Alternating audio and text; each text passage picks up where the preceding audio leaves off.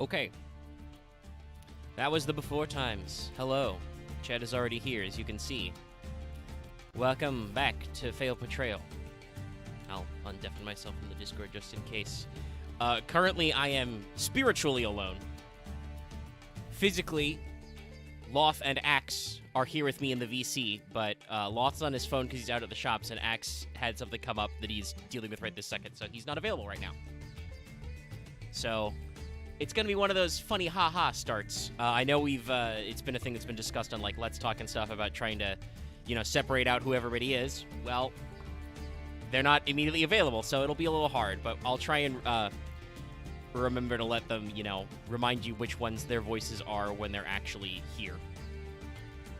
So today, actually, hold on, my Master Duel soundtrack is a little loud. Let me dial that back just a little bit more. A little bit more balance. All right. So today is going to be an interesting one. We're doing probably a double feature because these two deck build archetypes we're going to talk about today, which will be Evil Eye and then probably Infinitrack, assuming I don't pass out after Evil Eye. I was feeling a little ill earlier, and I haven't got all my vital essences back. But, yeah, for comparison, I'm pretty sure Evil Eye has never been good. Let me check top decks right now. All right, Evil Eye deck type does exist in the search. Okay, I was wrong, kind of. There's one Evil Eye's top 64 place, so made a top cut, not very well, and one Artifact Evil Eye's top 64 cut in 2019.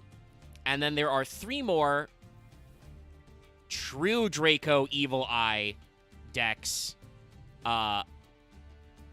but I must warn you, those are, appear to be some sort of, like, Evil Eye Draco Lockout deck. Those made some actual top cuts, but it was just, like, literally 2 guys with this deck.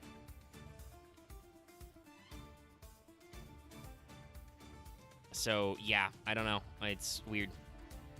I would also argue this is arguably a fucking Floodgate deck because they're main decking 3 Teekboo, 3 lose 1 turn. So, yeah, it's not ideal.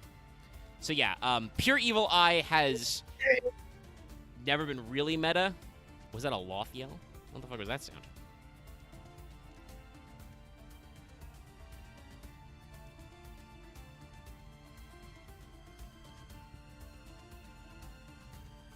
Oh, okay.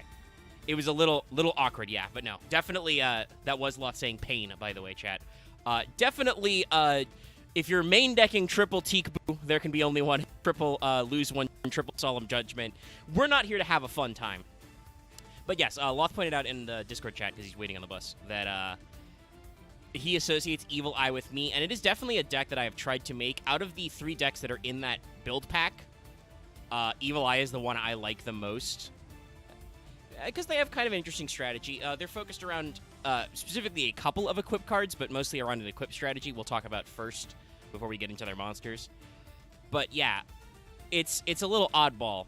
The other 2 decks in that, by the way, are Infinitrack and Witchcrafter.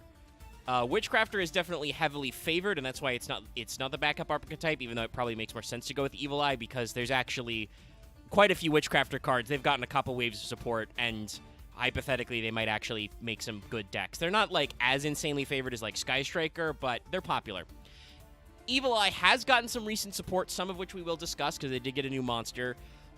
But fundamentally, as a kind of, like, equip-link strategy, they're a little weird. A bulk of their work is in spell traps, several of which are searchable. Not just their equip spell, but also quite a few other, in there. So they have a robust package, but they've never been super meta. Like I said, they've never again shown up in the meta since that Evil Eye True Draco days in 2019. Whereas Infinitrack, while Infinitrack is not a reputable, like, proper archetype, yeah, technically one person in 2020 ran what we call Infinitrack trains, because it was also rank 10, but top decks have a searchable by Earth Machine?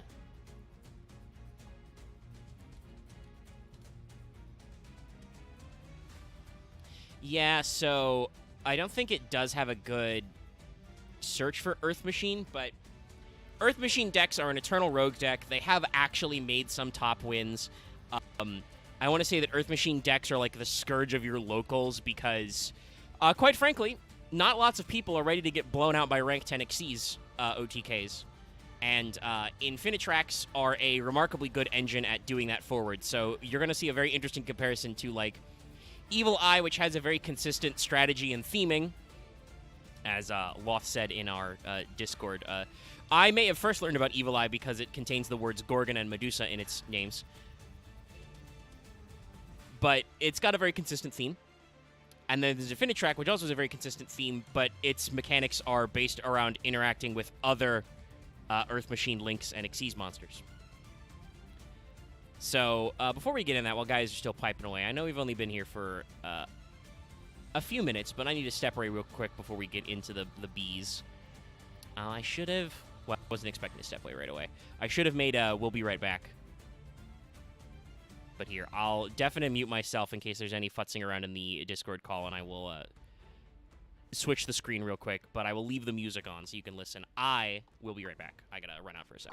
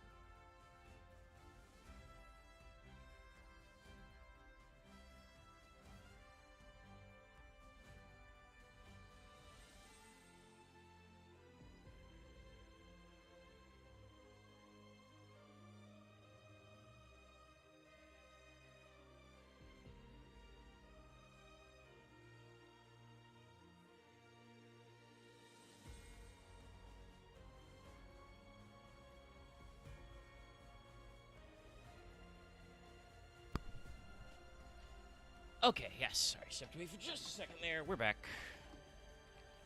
Before I switch the visuals, let me go ahead and put our first victim on screen.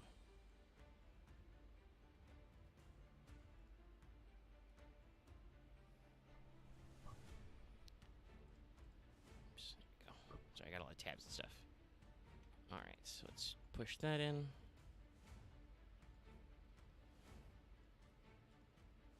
Okay. Oh, and OBS switch. There we go. Sorry. We got a lot of windows and tabs and bobs and stuff. Okay, we're in it. All right. So, aesthetically, this card and its counterpart, because they realize you need a second equip spell, because a lot of your effects require the equip spell. These are not really super important aesthetically, but they are very important mechanically, so we'll be talking about this one. This is the original one, Evil Eye of Selene. Interestingly enough, in the OCG, I believe this name translates more literally as, like, Cursed Eye. So this is a case of good localization where they were like, okay, Evil Eye is much more on point. Because, you know, the Evil Eye is a very well-known folkloric type of black magic that people be doing. So, there's two Cursed Eyes, you know, two Evil Eyes that you equip. Because you need them. You need the Evil Eyes. It's kind of their thing. Like I said, they're an equip deck. This is Selene. So, Selene reads, equip only to an Evil Eye monster. It cannot be destroyed by battle or your opponent's card effects, and your opponent cannot target it with card effects. So, you know, not a full towers because it's not unaffected, but it gives you destruction and targeting protection, so that's pretty solid. Each time you activate the equipped monster's effect, or you activate another Evil Eye spell or trap card, the equipped monster gains 500 attack, and if it does, you lose 500 LP. This attack gain remains even if this card leaves the field. If this card is in your graveyard, you can pay 1,000 LP, banish an Evil Eye spell trap from your graveyard, Except Selene, set Selene. You can only use this effect of Selene once per turn. So, you may have realized probably why Evil Eye is, you know, kind of problematic at times, why they have a hard time winning. And I've definitely done this myself, 2 decks. Their primary playmaker is Selene. Selene means that every time you activate a monster's effect or another Evil Eye spell trap, of which, like I said before, there are a lot, you will lose 500 LP.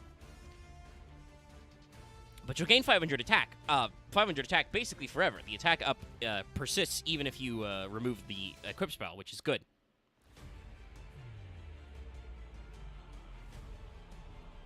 But that means that you have literally 16 effect activations while Selene is phased up on the field, and then you're dead.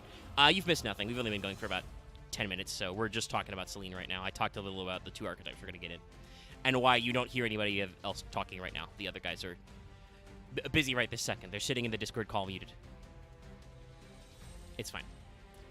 This is all set up still. But yeah, so Evil Eye is one of those decks where you spend your own LP to do stuff. This means that you tend to lose in time, obviously, which has been a big deal over the past several years of Yu-Gi-Oh's time rules.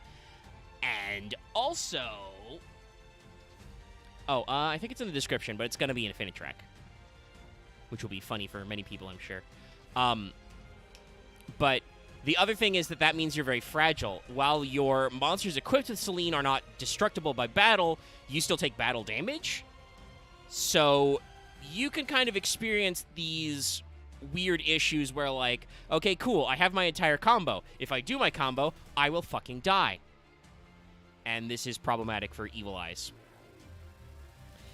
The primary strategy of their initial phase is use their effects and also get huge. Also, as Loth is asking in the Discord, no, Selene's first line of text is equipped only to an Evil Eye monster, so you can't do any other monsters that like equip spell shenanigans. It has to be in archetype.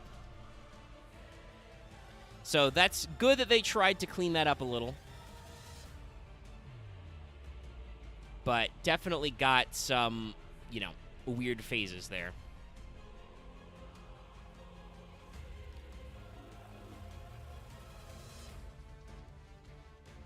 Hold on, I'm going to pull up the second one, but it took a while to load so I could copy it in the proper resolution. Weird. So, of course you would think of a Power Tool Dragon. Ugh. Okay. So, let me recenter these. This is the other one they made, the other Evil Eye. You can tell it's the other side. This one is the Evil Eye of Gorgoneo. Gorgoneo. This is another equip spell. Its first line of text is you can only equip only to an Evil Eye monster.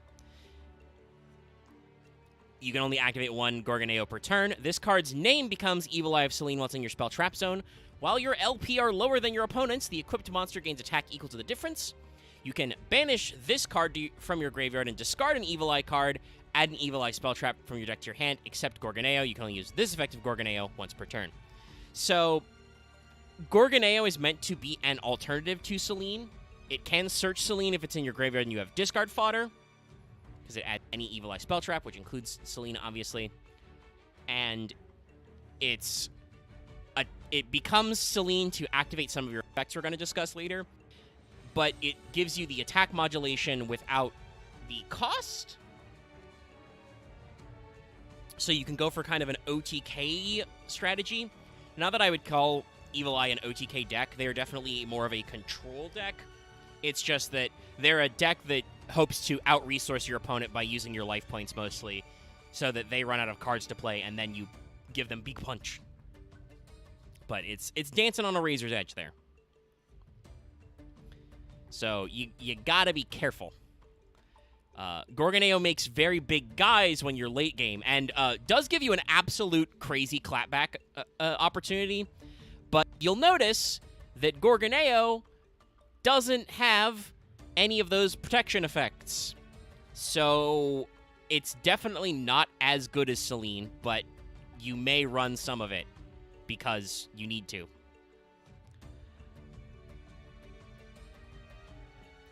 You are running a deck based on equipping. So, getting a second equip spell in there is important.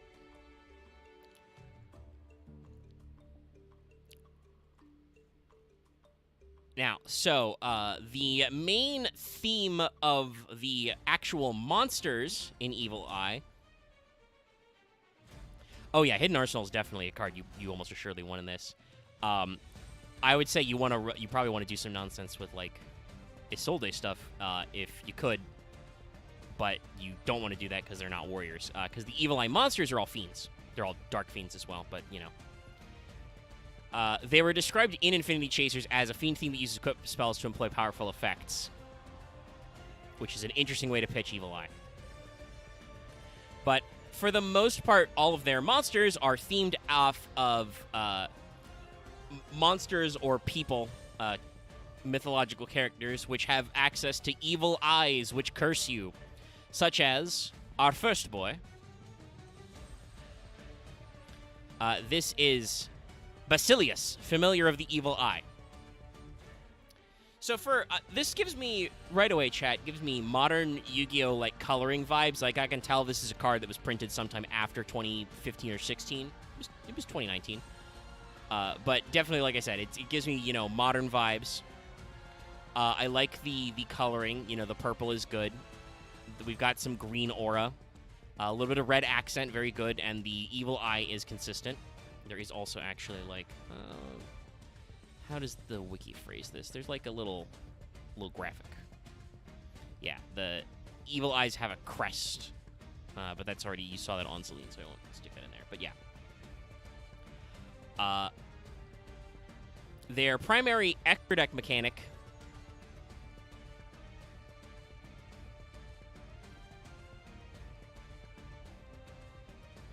is link summoning, though I would argue not very well because they don't have a lot of extra deck monsters. That's probably part of the reason why this deck is not very good overall in the meta.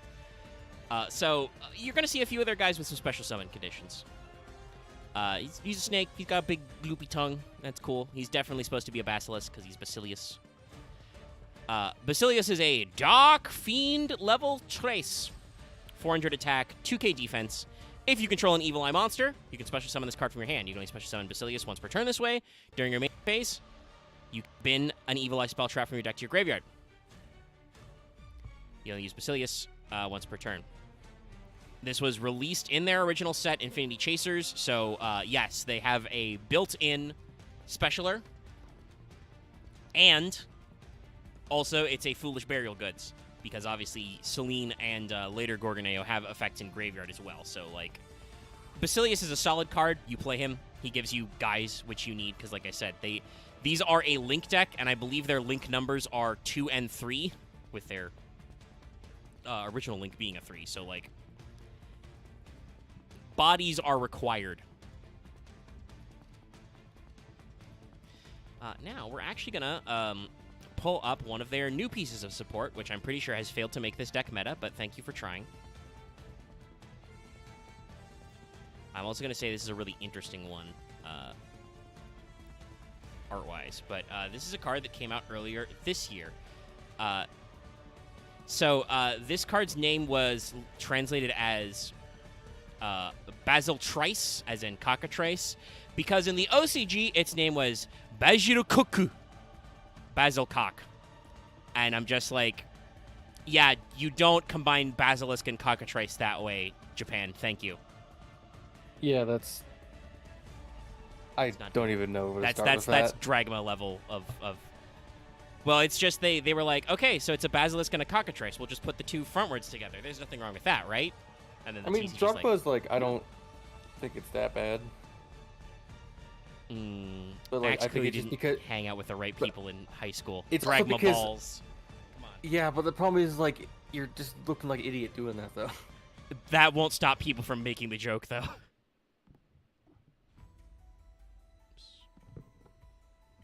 People ruined everything for everyone else, I guess. I mean, no, I don't think they did. Dragma is just like, that's not even that impressive. Are we trying to composite Dragon's Dogma? Would you call that Dragma?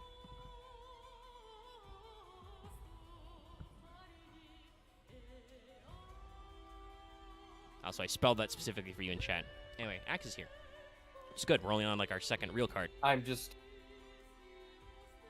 I made transfer code without a password, and it won't let me do that. Yeah, I believe you need to set both a password and a code. Yeah, but I don't have pictures of the password because it never gave me. Let me when I got a new one, it didn't give me a new password. Then it's whatever you set the password to originally. I think I put that in, so I don't even know. I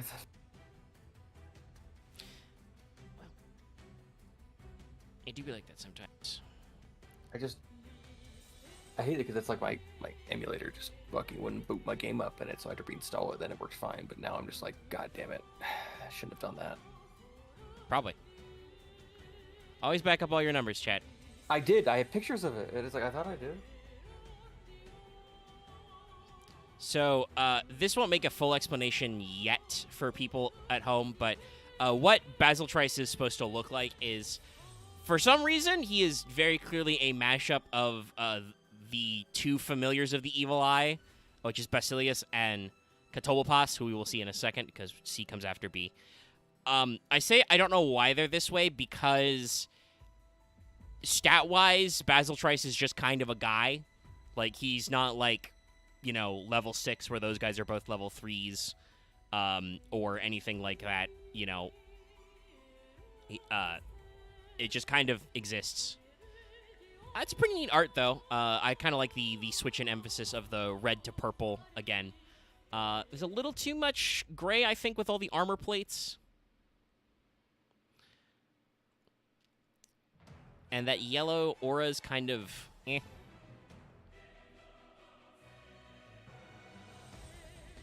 I do kind of find it interesting that I do want to say there is a third evil eye on the body with the wings. I don't know if they're implying there's a third thing making this up, because there's not a... This card is the third familiar of the evil eye, so... Maybe they got some stuff they can work on. But what Basil Trice does is, it's another Dark Fiend level 3. It's got 1,000 attack and 2k defense. If you control an evil eye monster and this card is in your hand or graveyard, you can special summon it, but banish it when it leaves the field. During your opponent's turn, quick effect, immediately after this effect resolves, link summon an Evil Eye monster using monster controls material. While you do, you can use Evil Eye equip spells you control as Evil Eye monsters. You can use each effect of Basil Trice once per turn. So Basil Trice gives you a quick effect link and lets you go into links using your equip spell as material. This is good because, like I said, I think their first link was a link 3, which is usually bad for this deck. And it's another guy you can summon. Why the fuck this guy says you can summon him from hand or graveyard but have to banish him after, I don't know. It's already once per turn. I guess they're worried about you making a really shitty access code talker in Evil Eye? Don't know. This is actually something that literally later that year, because this card came out in 2023, later sets of Yu-Gi-Oh! Have actually been moving away from banish it when it leaves the field type effects. Which I think, especially because there's a lot of weird ways to spin and bounce cards, is better. Than just generically, because you get punished for your opponent having an interaction which wouldn't otherwise have lost your resources, but it loses your resources because your card has a banish effect for no particular reason. Other than that's just usually what we do. But yeah, Basil Trice is alright, but like I said, did not catapult Evil Eye to anywhere near extra playable. It just makes you able to make their Link monsters a little easier. So that's fun.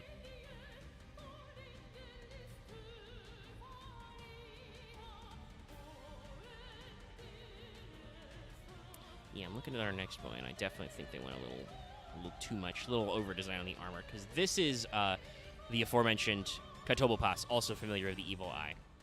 You can tell his armor designs are a little more limited. But he's got the big, super long, goopy neck, which is appropriate. I like kind of the reddish on the horns.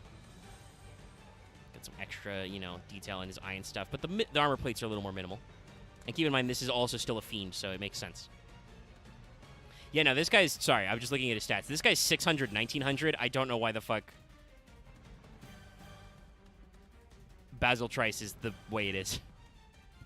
They probably could have done something a little more adventurous there, but whatever. They remembered Evil Eye exists in 2023. That's good enough for now. Oh. Loth has left the phone, the VC, so hopefully that means he's getting on his bus and going. And maybe we'll see him soon. Please hold, drinking water.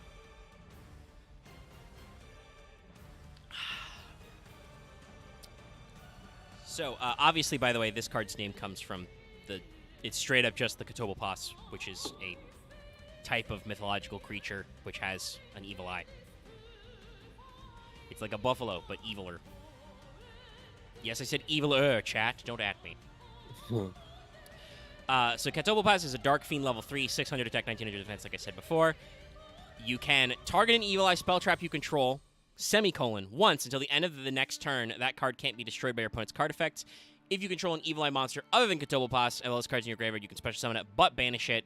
You can use each effective Kotobupas once per turn. So I guess that probably explains Basil Trice's effect, because Basil Trice is literally, they kit bashed the other two together just to give you a third, main deck name. I mean, they have more main deck names than that, but you know what I mean. They're talking about third familiar. Kotobupas is bad. Like, he's useful in that he is an extra guy you can summon for linking, and this is probably why they made Basil Trice the way he is. But first of all, there's an Omni Negate in this archetype.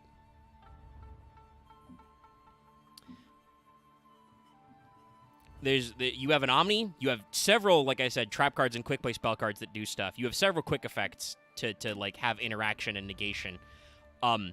Also, generally, depending on the situation, you might not care if your Evil Eye equip spell gets popped because you can recycle them. They do stuff in graveyard, The only other thing that I think you would want to protect is your field spell, but even then, that's pretty accessible. So, like, Kotobupas is not very strong. I have definitely not enjoyed playing it, but he is an extra guy, and hypothetically, you can summon him from the graveyard. So, like, it's a whole thingus.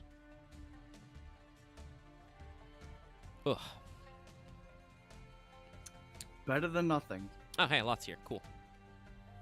Hello. I'm actually here with a proper microphone. Nice. Fast so we voice. can yell at people who think Axe and I sound the same. You don't, especially because Loth has an accent. He's a foreigner. And I sound like I'm from Pennsylvania, so it's like I am.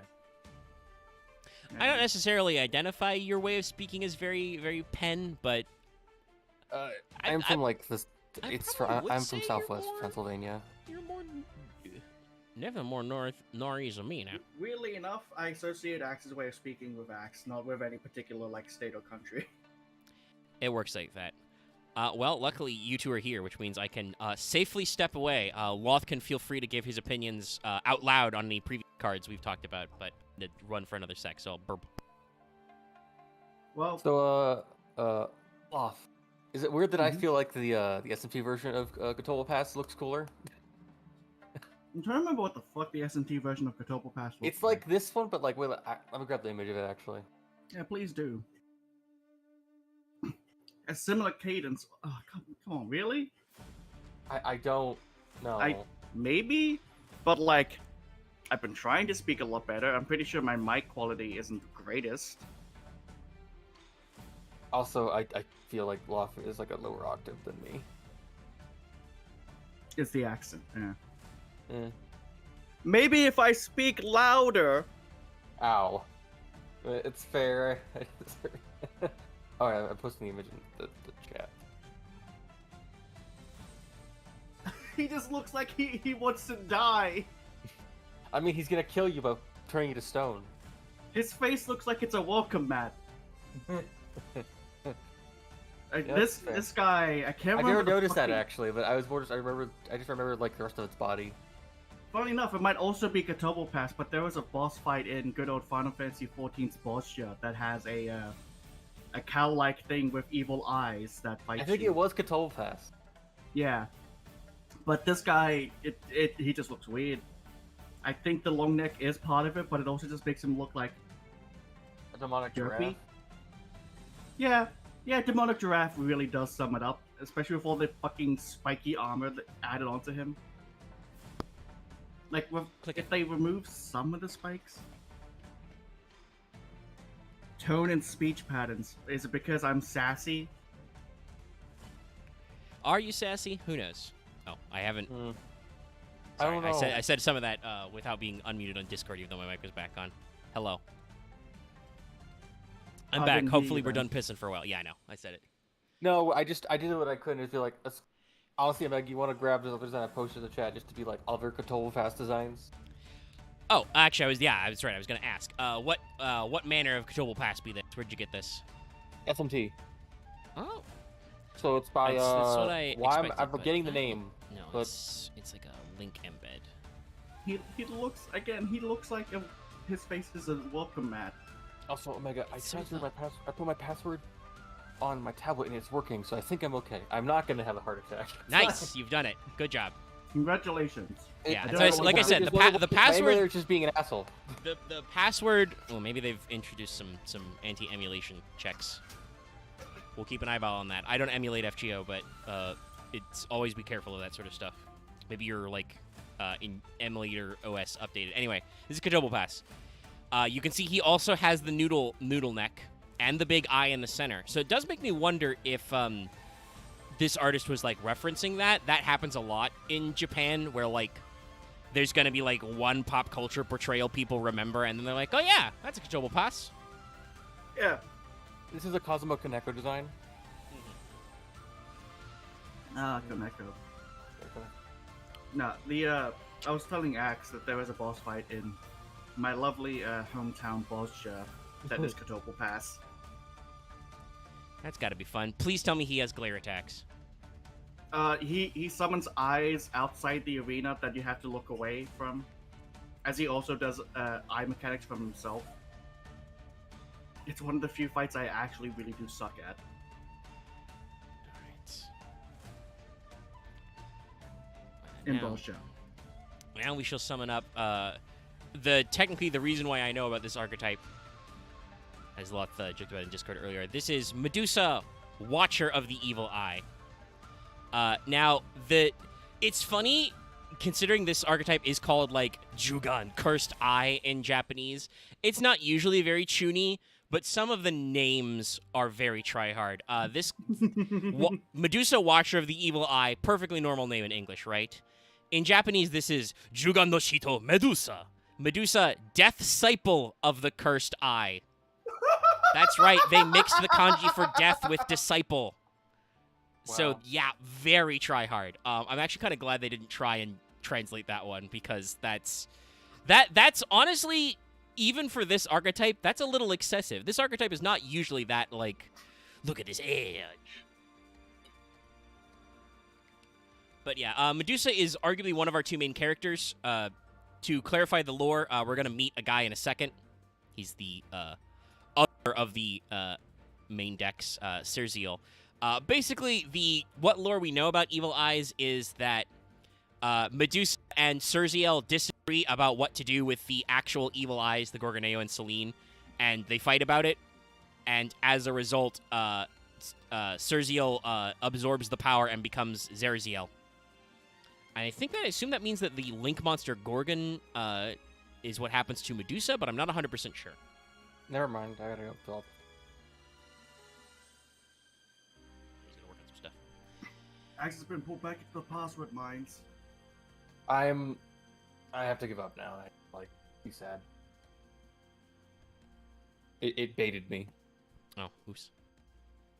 Like it didn't say it took it in and then it just No. didn't. Zed? Disciple? No, because people will assume it's part of the Des archetype. Yeah, and that's not Like, why necessarily. can't this fit in with Des Koala or Des Lakuta? There's some not parallels there. So Medusa is important because she is your one of your intended normal summons. She is a dark level 4 fiend, 1400 attack, 1600 defense.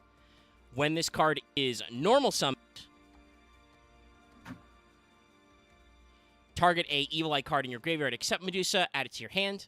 If this card is equipped with Evil Eye of Selene, quick effect, target a monster in your opponent's graveyard, banish it. You can only use this effect of Watcher, Medusa, I should say, once per turn. Once returned during the next standby phase after this card was activated, banish 1 card in your graveyard. So that is mandatory, but also doesn't matter if you don't have anything in your graveyard. So, Medusa lets you get cards back from your graveyard, and if she has Evil Eye of Selene, you have a quick effect to basically be a DD Crow. So, that's cute. Definitely is something you can activate very repeatably, but does mean you have to pay the cost of, banishing out of your whatchamacallits, your graveyards and stuff. The main thing I want to, as I brought up earlier, they have that life point cost with Selene, and obviously they have a lot of, self-destruction or banish effects. This is definitely one of those, decks where you're killing yourself to get your opponent, and you can just easily accidentally run out of gas too early and not kill your opponent and die. I have done it, and it sucks. Also to Zed, I'm pretty sure Death is not an actual archetype, but considering there's enough Death cards, if they see someone with Death in all caps in their names, they will. Yeah, there'd be a little bit of a theme, and it's a kind of translation, a comment that gets in there. It's a little weird. So this is Serziel, Watcher of the Evil Eye. Also, that means he's also a Death Disciple. Depending on his art, he might actually be that way, but Look at this manhwa cover protagonist fucker. Yeah, he's definitely got a lot of evil pretty boy energy with this design. He is very much like a demon from a mala. He even has a slutty abdomen tattoo.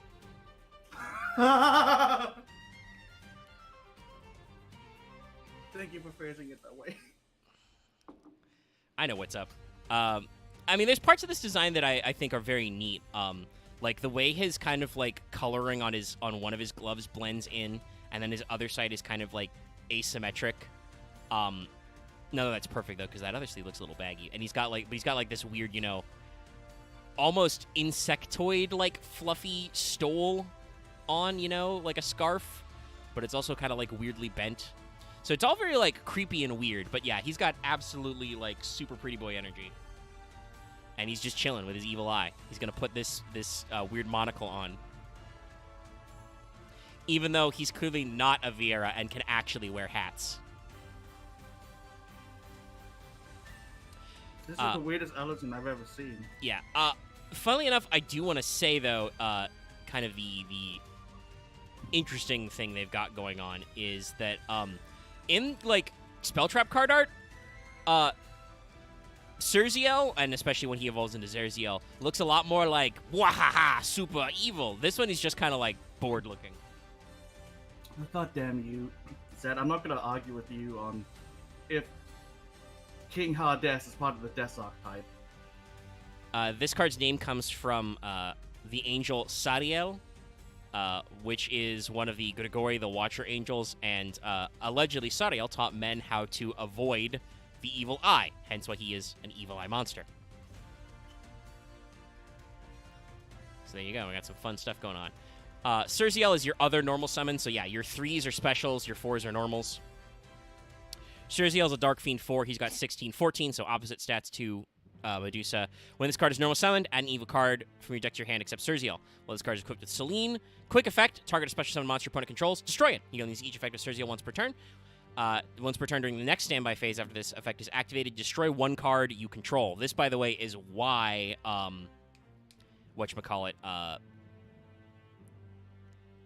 Selene says, even if this card leaves the field. So he keeps the attack modulation if you do that. And, hypothetically, this is also what Katobopas is supposed to stop. But remember that that's an effect that you have to activate on your turn while he's face up on your board. And it's not a quick effect. So it's just very awkward. But yeah. So, this is like I said before. Evil Eye is a control deck that basically, as it exercises control tools, destroying special summon monsters, banishing from your graveyard, etc., there's this moment where you keep burning yourself to do this, but that makes your monsters bigger and bigger and bigger, so that ultimately, you punch out all your opponent's stuff. The main thing is probably that there's only so much you can do against special summon monsters. Like, you only get once per turn a special summon pop, and only if you have Celine equipped, so, like, you gotta watch out for that. You know, you have to pop the right one. If your opponent just makes, like, a, you know, actually synchros into, like, Barone, you're just like, well, Barone negate and destroy. You get cucked, and it doesn't help. But yeah, so Surziel and Medusa are your specials, or your normals. Your familiars are your specials. You'll notice that, like I said, Katobopas is kind of a dead card when it's not, because its effect is in your graveyard, so it's bad. We're going to look at their links. So, I believe this one came later. Let me double check. Or was it in the core set? But this is Gorgon, Empress of the Evil-Eyed. Yeah, she came later that year. This was kind of their second wave of support. Gave him a link, too. This card is slightly off-center, first of all. Also censored, technically. Basically, you see that purple line where her thigh-high boots are? She's not wearing hose in the original art. That's just oops, all thighs. Yeah. Oops, all skin. Yeah. It's not really a big deal because this is one of those funny things where, like, Konami and presumably the people who pressure Konami to make these censorships to think that how makes a difference, but connoisseurs on the internet know that a hose-clad inner thigh is just as sexy as a bare thigh. Yep. So, yeah, I'm fairly certain, especially given the hair color and her name being Gorgon and her kind of general color scheme, Gorgon is supposed to be like what happens to Medusa after she puts on the Gorgoneo eye. She gets upgraded. It's weird to me Yep, go ahead. how it feels like cybernetic when it's meant to be like metal gothic. Yeah, it is kind of like oddly techy, which is weird because they are all fiends and it's all about like dark magic. It's like and stuff. demonic. It's like demonic power armor, but it's not. Yeah, I talk about that with so advanced it might look like magic. Basil Price, like how armored up he was, being weird. But yeah, so Gorgon is their Link 2. She is a Dark Fiend Link 2, 1900 attack. She is 2 monsters, including a Evil Eye monster, which also again makes the way the Basil Trice effect to like link summon on your opponent's turn works, has some funny stuff there because it's just 2 monsters here. She has the forward and back arrows. So, Gorgon gains 100 attack for each Evil Eye card with a different name in your graveyard. If she's equipped with Celine, she has a quick effect, target an effect monster your opponent controls, negates effects to the end of this turn. You're going to use this effect once per turn during your next standby phase. Destroy 1 monster this card points to. So, you can tell Gorgon is part of their later wave of support, right? Because she has several good effects. There are still some problems with this. The gains 100 attack for each Evil Eye card with a different name in your graveyard is kind of problematic when you have several cards that involve banishing cards from your graveyard. So, it's a little odd, but giving her a Veiler or another, targetable type negate as a quick effect is pretty good. And because she has forward and back arrows, arguably her cost effect to activate her Selena equipped effect, right? That is not a cost at all. Because it just says destroy a monster this card points to. But that if you don't point to any monsters, it doesn't do anything. And if your opponent is dumb enough to put something in Link Zone, you get popped. It just kind of limits some of your Link climbing, but then you would just Link climb out of it, right? Like you would put IP Masquerena in the other slot and then just turn it into a Link 4. Or, if you can get the arrows to work, you make whatever other your higher level Link is with IP Masquerena in the zone Gorgon points to, and it can't be destroyed. Haha. Actually, IP might actually say only can't be destroyed by opponent's card effects. Anyway, I'm probably thinking way too hard about this card. Gorgon is probably their better Link because she's a Link 2. The main problem is going to be that her attack modulation is awkward, and it's still a once per turn negate. That said, getting to a Link 2 is super, super fucking easy, but you can tell that was what Konami had in mind when they designed her, especially after we look at Zerziel.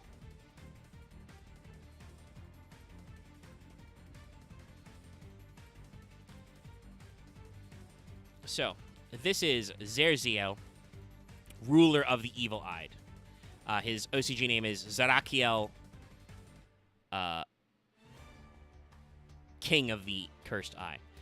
That's just an alternative way to spell Sadiel, which was the thing they used for Surziel. So it's based on like Serakiel. So yeah, he's gooping out a little bit. He's clearly in his second boss form. Yeah, now this is the kind of dumb design I can get behind. He's got a full skull face on his chest, which has an evil eye in its mouth, which I'm sure shoots lasers.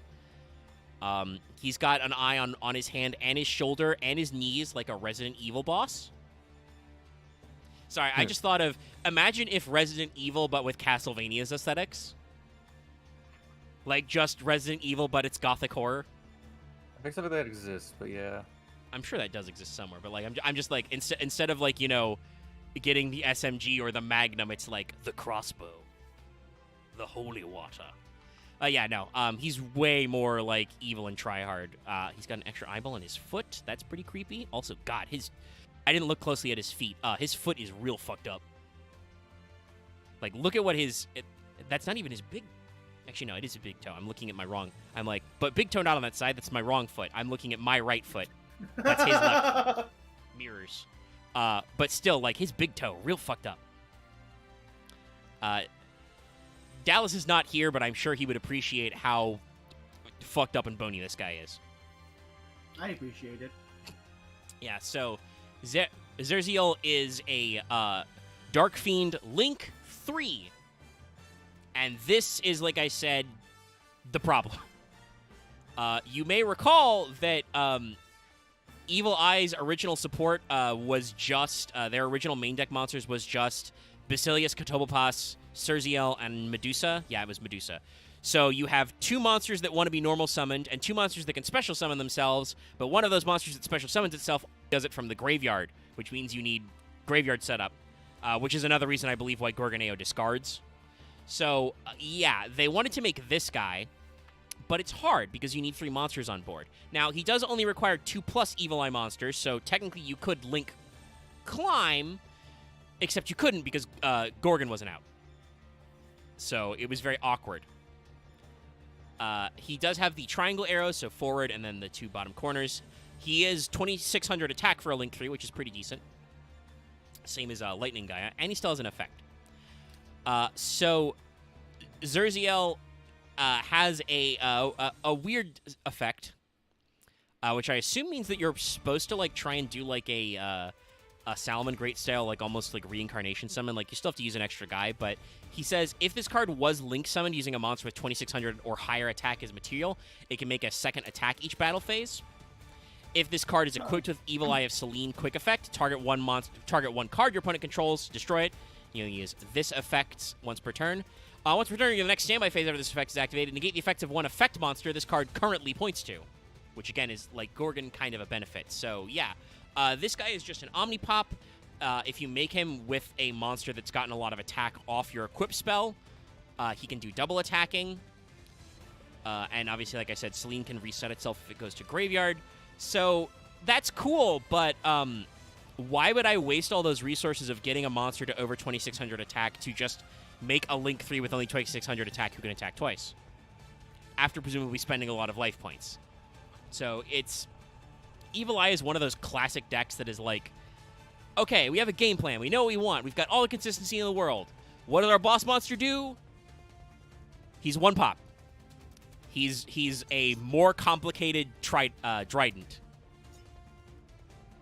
Which I think it was... Let's see, this card came out in 2019. Was Trident still legal? I think she was, because it wasn't until the 2020 format. Or maybe she was in jail and they hadn't let her back out yet. But still, like, again, this guy is an immense amount of hoops to jump through for a single quick effect pop, and he can attack twice. And maybe he can negate. It's just very weird. It doesn't work super great. I appreciate what they try to do with, like, Basil tries to make him playable. The way I usually played Evil Eye was just get regular Zerziel on the board and stick him with the eye and just pop your opponent. You know, every time they special summon a guy they really want to keep on the board, you're just like, no, don't do that. Yeah. Omega would just be like, nah, fuck you. What's that? You've summoned an extra guy so you can make an extra deck play because all of those require, 2+ monsters? No, you didn't. Well, which is neat, but the way that strategy for me personally has involved is I play Labyrinth now. Oh, that's a cool guy you've got. Welcome, Labyrinth. Pop. Hand rip. Yeah. EEV. Yeah.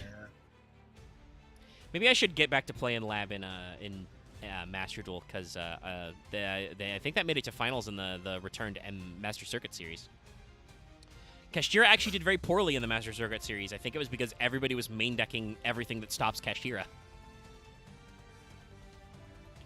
Gee, I wonder why. Still like several of them made it to top cut, though, so it's not like that bad of a deck, but it's funny. Also, you won't believe this. They did lose in the first round, but a fucking Blackwing deck made it to top 8 of the MCS. How many Kalutes were they running? I don't know, actually. I should check the list. They didn't see were they any, which running may have the been the new problem. Blackwing Dragon nonsense? Yeah, they had the new Blackwing Dragon. They had the new version of Black Whirlwind. They had the Seamoon the Poison Wind to do the search and stuff. They actually had a Blackwing Dragon in their deck for some funny. I don't know why they decided to give Blackwings support. Because they're popular. The fan theory about them being so popular that they like changed the plot of 5Ds is probably not true because of production levels. I'm not gonna say that they didn't like make Crow more of a major character because they thought they were gonna sell a fuck ton of Blackwings, but like I don't actually know if the rumor about he was gonna be a die and become a dark signer, but they decided to make him a regular signer instead because Blackwings were so popular. I don't know if there was an actual enough time in the production strategy to do that. 5Ds has a lot of like myths about its production, which is weird. Anyway, we're gonna talk about spell traps. This sounds troubled. Yes. This is their field spell, Evil Eye Domain, Pareidolia.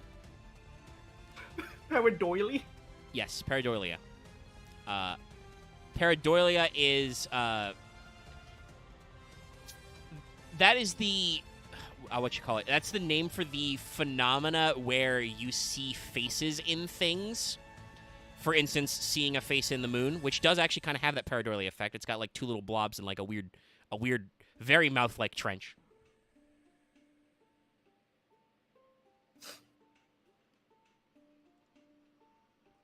So yeah, there's some oddball stuff going on here. But other than that, it's just, yeah, it's a creepy Castlevania castle. What do you want from me? That said, this is unfortunately one of those decks that lives and dies by your field spell. Because... Hold on, sorry, I just had a thought about this castle. Yeah? Even though it's not as fancy as it does in-game, it just reeks of the fucking Dark Souls 2 Drangleic castle to me for some reason. That would also work. Some people in the chat earlier, like Zed, mentioned some Dark Souls aesthetics as well, talking about, like I said, I joked about Castlevania plus Resident Evil. Is the moon also having like an evil, weird smile or something? Yeah, that's what I mentioned before. That's the Pareidolia effect. It looks like there's a creepy smile face on the moon when obviously the moon isn't a literal face. So, Pareidolia is a field spell. It says, when this card is activated, add an Evil Eye monster from your deck to your hand. Once returned during damage calc, if your Evil Eye monster is attacked while Selene is in your spell trap zone, you can make the battle damage you take also be inflicted to your opponent. If this card in your field is tripped by any card effect, targeting Evil Eye monster in your graveyard added to your hand, you only activate one Pareidolia per turn.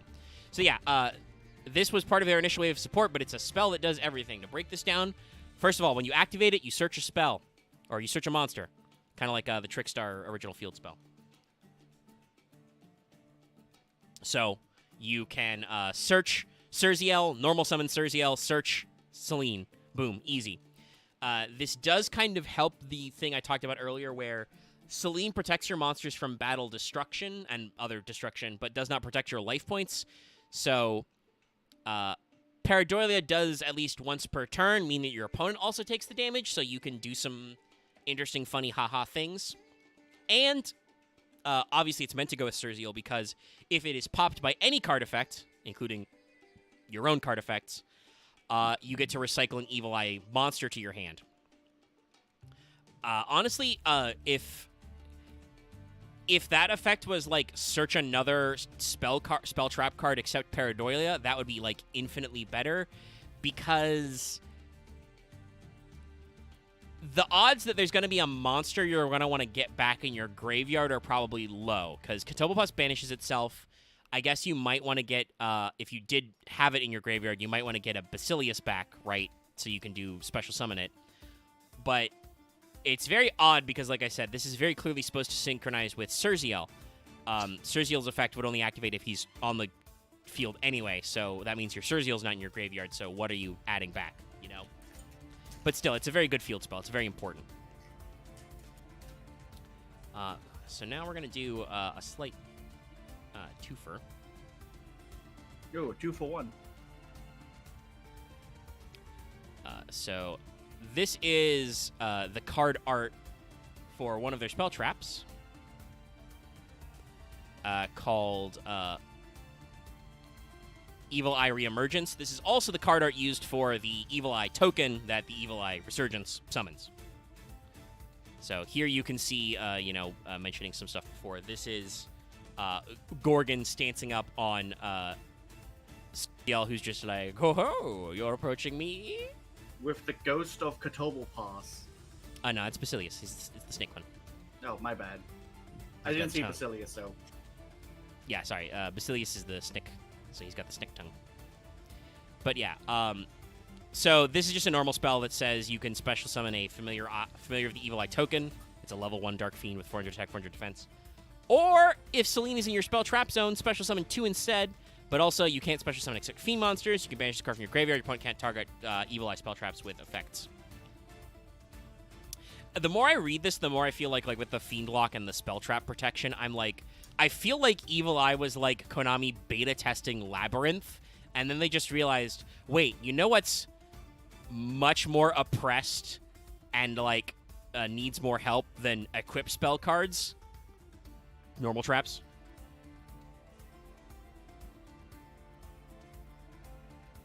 But yeah, so it's an interesting one. You're playing technically a Link deck, and all the nightmares are fiends, so you would want to run that. But yeah, Reemergence summons a token. Also, keep in mind every time you activate a spell trap while Selene's on the board, you would do the effect thing. Yeah, I'm looking at some other cards. I guess I'll grab the card art for Awakening, but some of these are interesting, some of these are not, so we probably won't look at every single, but I'll pull up Awakening so we can talk about it. Awakening, you can see Surziel becoming Zerziel. Medusa is looking on like, yo, what the fuck? He's summoning or eating Katobopas and Basilius. Puts on the Evil Eye. You yeah. can actually see it right there. Yeah, he's actually putting it on his face. So this is a normal spell that says special summon an Evil Eye from your hand or graveyard, and if Selene is in your spell trap zone, you can specialize from your deck instead. Activate once per turn. The main problem is that if you already have Selene, what are you summoning from deck? I like I said, I guess the idea is that you are getting ready to link climb into Zerziel, especially with this card being called Evil Eye Awakening. But again, Zerziel is not actually that cool, so it's very weird and kind of redundant. But it's a normal spell that would activate so you can get, some Selene activations to get more attack and lose more life points.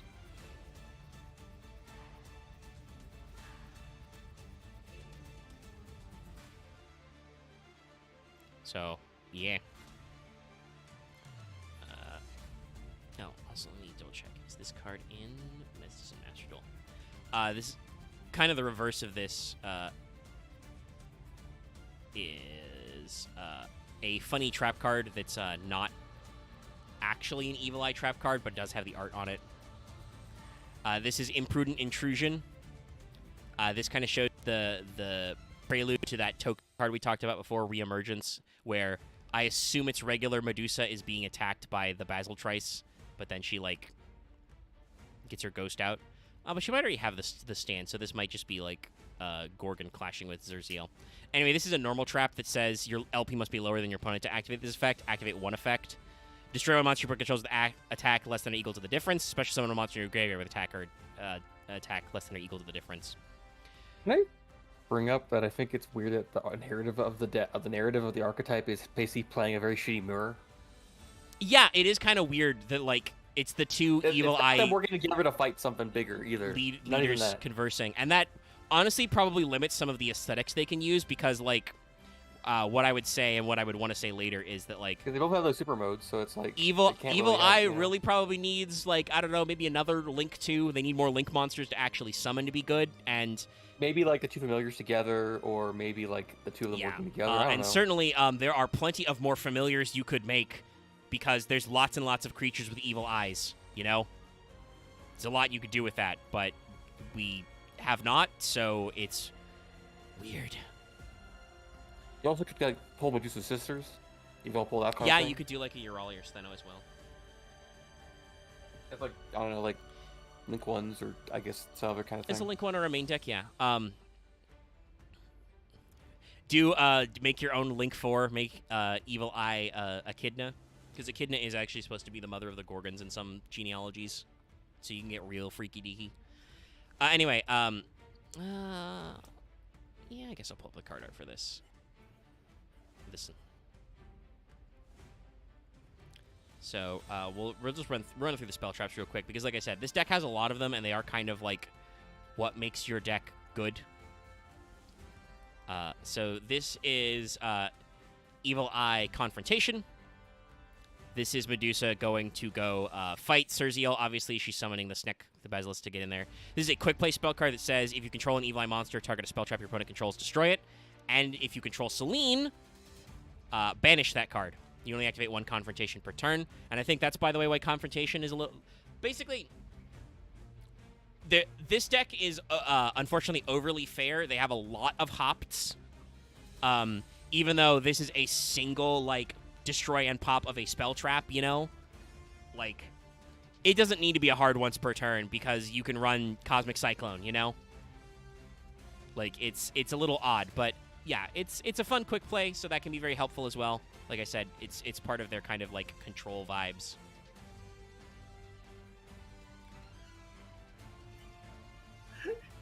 Sorry, I just had a realization. I know it's like popping out of the ground, but it really does look like he's just like, I'm too big to fit in the doorway, I have to make my own way in. Yeah, kind of. There's some odd perspective. Then we have even more Aftermath. This is Evil Eye Defeat. This is Medusa loses to Cerziel and Katobopas. She's very sad. Her Sneck is dead. This is a normal trap that says if you control an Evil Eye monster, target one monster on the field, or two if it's Evil Eye of Selene, return them to hand. You can only activate one defeat per turn. But defeat is very good. This is a compulse, but if you control Selene, it's a double compulse, which is fucking rad. Oh, neat. Yeah, so like I said, Evil Eye is a weird control deck. The main thing is that almost all of their spell traps require you to have an Evil Eye and have a Selene on the board. This is why, Lucky may or may not have been paying attention to this part, but Gorgoneo says that it counts as Selene while in your spell trap zone, so you have a way to proc your effects without constantly killing yourself. That's the one thing I do remember because, Yeah. again, I do remember the, I wouldn't say trauma, but the amount of times you've, like, controlled me with this. Yeah, I tried to make Evil Eye work. We got through Infinite Chasers? Yeah, the Infinity Chasers in our prog series. So like I was workshopping Evil Eye. We have Evil Eye Mesmerism. Cerziel does a JoJo pose and controls Basilius. That is just a fucking JoJo pose. No, it's we're posing. I mean, it fits the aesthetic. It's just very funny. This is a continuous trap card that says when your opponent special summons a monster, activate this card by targeting one of those special summon monsters in attack position with less attack than an Evil Eye monster you control. Take control of that monster. When that monster leaves the field, destroy this card. If Selene's in your spell trap zone, the targeted monster is also treated as an Evil Eye. You can only activate Mesmerism once per turn. So this card should be rad. This is a Snatch Steal. And if you have Selene, it counts as an extra Evil Eye monster, which sets up your Link plays. The problem is that this is a really fucking specific weird card. Notice how many conditions I had to read out. Your opponent has to special summon a monster. You have to activate this card by targeting that special summon monster in attack position, and it has to have less attack than an Evil Eye monster you control. Mm-hmm. So, basically, you either have to have fucking turboed your Selene activations to get really, really fucking strong, or you have to pick the weeniest monster, and it's so weird. I don't think I've ever tried to make Mesmerism work because it's just... it's got so many extra weird concerns involved. And then I think, is Retribution our last one? Oh, no. Yeah, we've got a couple more. We got like one new one. Alright, I sent the support thing. I should probably get a thing within day because I put a bunch of identifying information in. Yep, that's how it works. You gotta get in there. I'll just get it before I have to log in, so we'll see. Okay, so yeah, there's a couple more. They have a continuous spell card as well.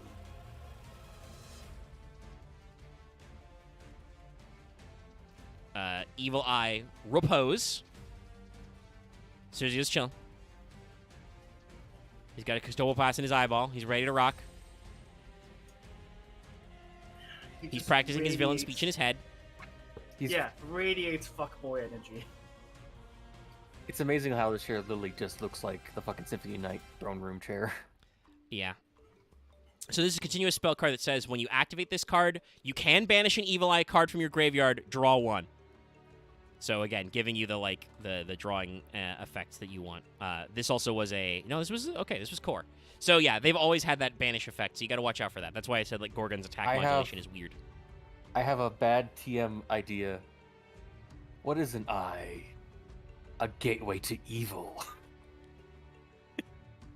It's true though. It's, the eye do be cursed. But yeah, unfortunately, Zed went for straight up saying, miserable pyro seekers. Unfortunately, Sergio does not have a wine glass, so he can't throw it on the floor. No, he could just put the eye on and an eye blast. Medusa. Also, there's no men, there's no humans in this story arc as far as we know. There's just him and Gorgon and Medusa. Yeah, I think, and they're both like mystical. They're both demons. fiends. Yeah, they're both like they're both demonic beings.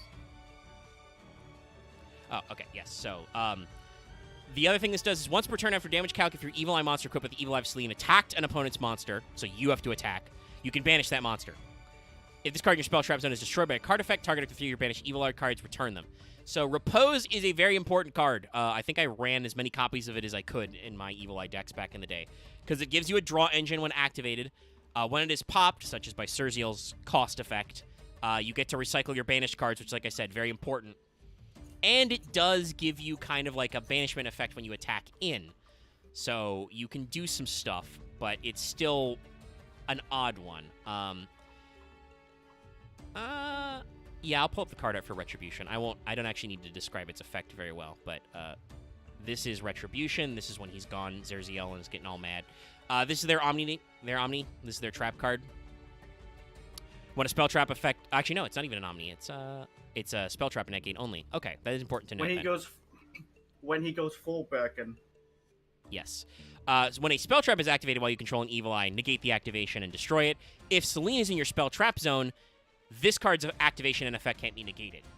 So Retribution is a spell trap negate only, but is uninterruptible basically if you control Selene, which is very funny. And then, what's the last one? No, it's not Confrontation. They gave them one new spell. Let me figure out where that is. And then we'll be done with Evil Eye, so I'll take a quick break and switch to Infinitwack. Nope, that's wrong. Sorry, I'm searching poorly. Okay, yes, Evil Eyes Unleashed. Very funny. They pluralized it. But yeah, this card art is kind of showing the result here is that he's bringing the two eyes together. And like I said, his original card art doesn't look that try-hard, but like in the spell trap art, like Serziel is going full ham. He is chewing the scenery. Look at this fucking pose this guy is doing. Look at that shading.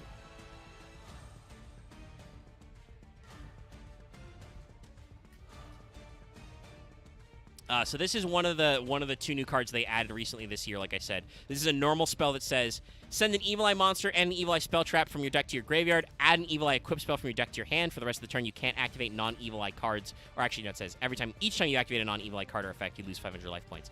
If you link summon an Evil Eye monster, banish this card from your graveyard, equip an Evil Eye equip spell to it, to one link monster you control. You can only use each effect once per turn. So Unleashed is pretty good. It does let you foolish some things to instantly search one of your equips.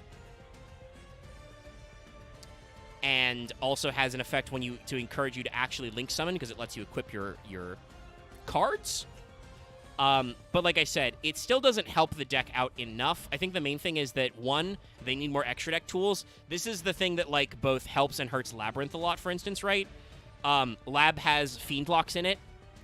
The problem is that the number of Fiends in your extra deck that are generically good are very limited that you can actually make. It's like, you can make Baguska, you can make any of the Nightmares, you can make Abominable Unchained Beast as your Link 4.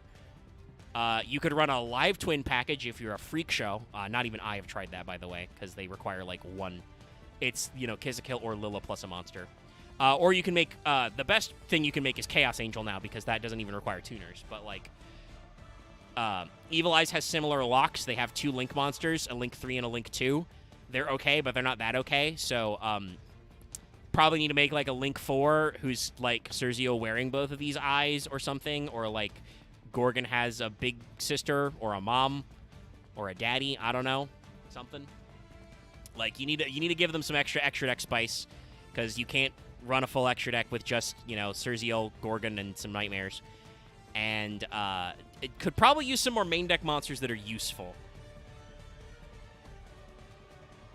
Oh, yeah, no, I don't play Extrav just because I have other things I play. Usually I play Duality. Also, I think Extrav is limited in Master Duel. But yes, no, playing Extravagance or the other one, Prosperity.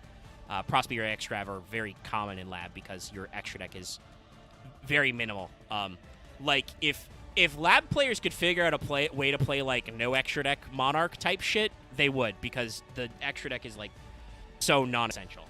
They did come out with a non-Fiend rank 4 that's, like, really cool to summon in certain circumstances, but yeah, like I said, he's a plant.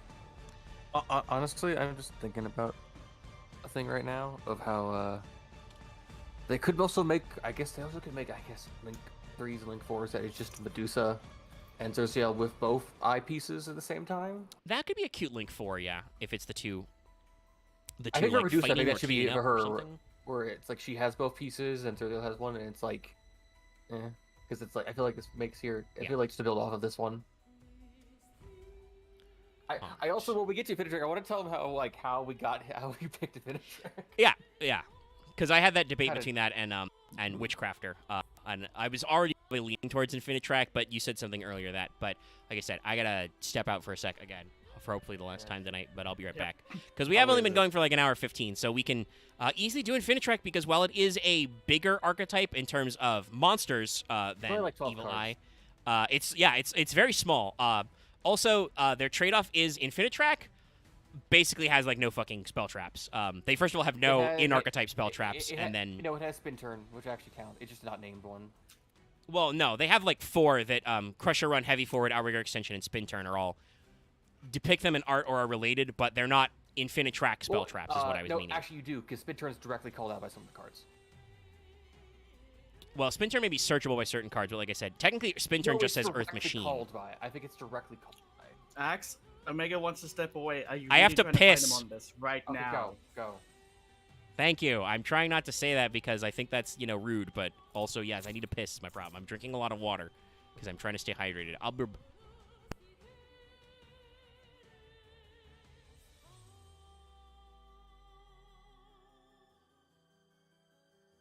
Wait until Omega comes back, and then you can argue about this if you want.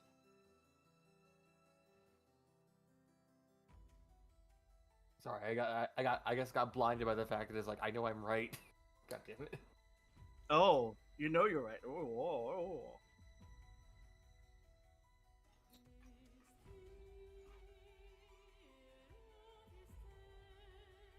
No, I'm gonna... I don't have much to add. I've just been sitting here eating chips.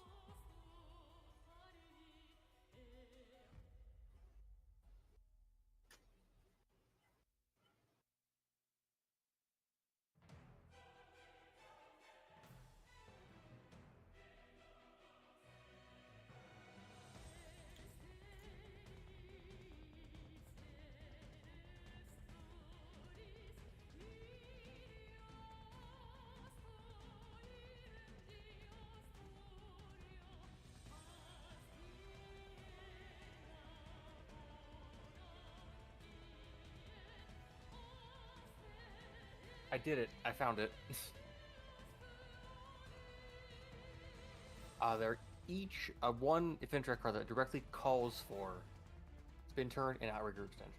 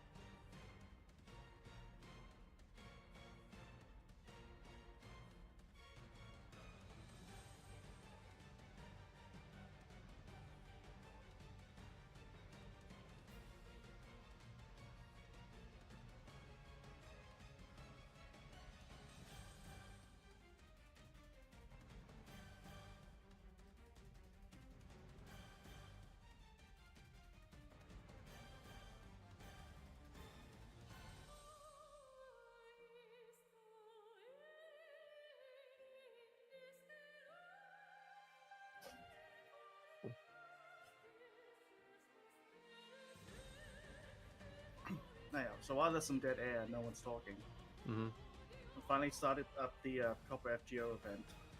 I'm enjoying it. It's really dumb and stupid. I really wanted to finish it today, but I guess I can't. Blah, whoopus to scoopus. Hi, I'm back. Sorry about that, Welcome. folks. I have been a little physically ill today, so I'm doing my usual coping mechanism and drinking a lot of water. Stay That's fair. hydrated. So I Last did night research. you were very goop. Yeah. We stayed up a little. Ugh. But yeah. Okay. Sorry, Axe. Yes, what were you saying? I did some research and I read some cards. Always important. Oh, All right, so the switch is back. two. I'm not gonna say the names because we'll get to them. But one each specific. There are two specific Infinitrack cards that call out. One calls out outrigger extension, and other calls spin turn. And then one other is directly a searcher card, and then one other then searches the other spell traps. Okay. Yeah. So, So, like, the four what cards are actually in archetype. Well, yeah, no. I mean, they're not. So here's the thing: they're not in archetype because they do not contain the phrase Infinitrack. And so if you search an okay, Infinitrack but- card, you would not search them. But yes, they are. I Infinitrack believe cards. the way Wikipedia says this is they are related cards. Spin Turn is searchable by Infinitrack. I think actually Zed in chat said it better while I was away. It's less that. It's searchable by drag level. Spin Turn isn't necessarily Infinitrack support. Infinitrack is Spin Turn support because Spin Turn itself only calls Earth Machines, which all of these are Earth Machines, chat. You can see Anchor Drill on the screen right now. So I mentioned this at the beginning, but like I said, Loth and Axe were away at the time, basically. But Infinitrack itself has basically never made a top cut. It's never been meta relevant. There was like one wombo combo deck of certain Infinitrack engines with rank 10 trains that was good in like 2020. but the best Infinitracks go in the generic Earth Machine, Link and Xyz soup. Yep. To refer to the thing, mech machine, mech machine. That's a chaos draft joke. Yeah, I smiled. I didn't because I don't watch that. I haven't really kept up with the RJ season because, ironically, the rules they made to make it so it was more accessible early on, where they used like Battle Pack 3 rules, made me actually less interested in it. Well, that was like one. I think there was like one round. I think. Sorry. Yeah, I'm but it just was still really early enough enjoying- that I kind of fell off. I'll check it out some other time. I was gonna say that the name Infinitrack is that's the TCG name. In the OCG, they are Mugen Kido, Infinite Ignition. Oh, neat. So we got Sorry, some I'll make it just comparisons. quick aside. Yee. Because I was mentioning it to Axe during the off time. I've started up the event for FGO. I'm really liking this dumb Hansel Gretel nonsense. There's some very funny things going on.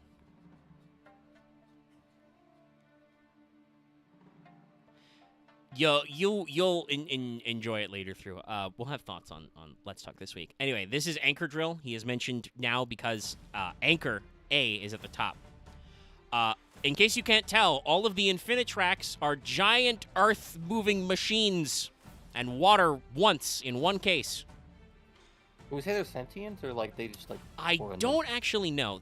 Let me double check the wiki. I don't think There's Infinitrack there's has. some asshole in a has lore. high visibility vest just inside of it. Yeah, no.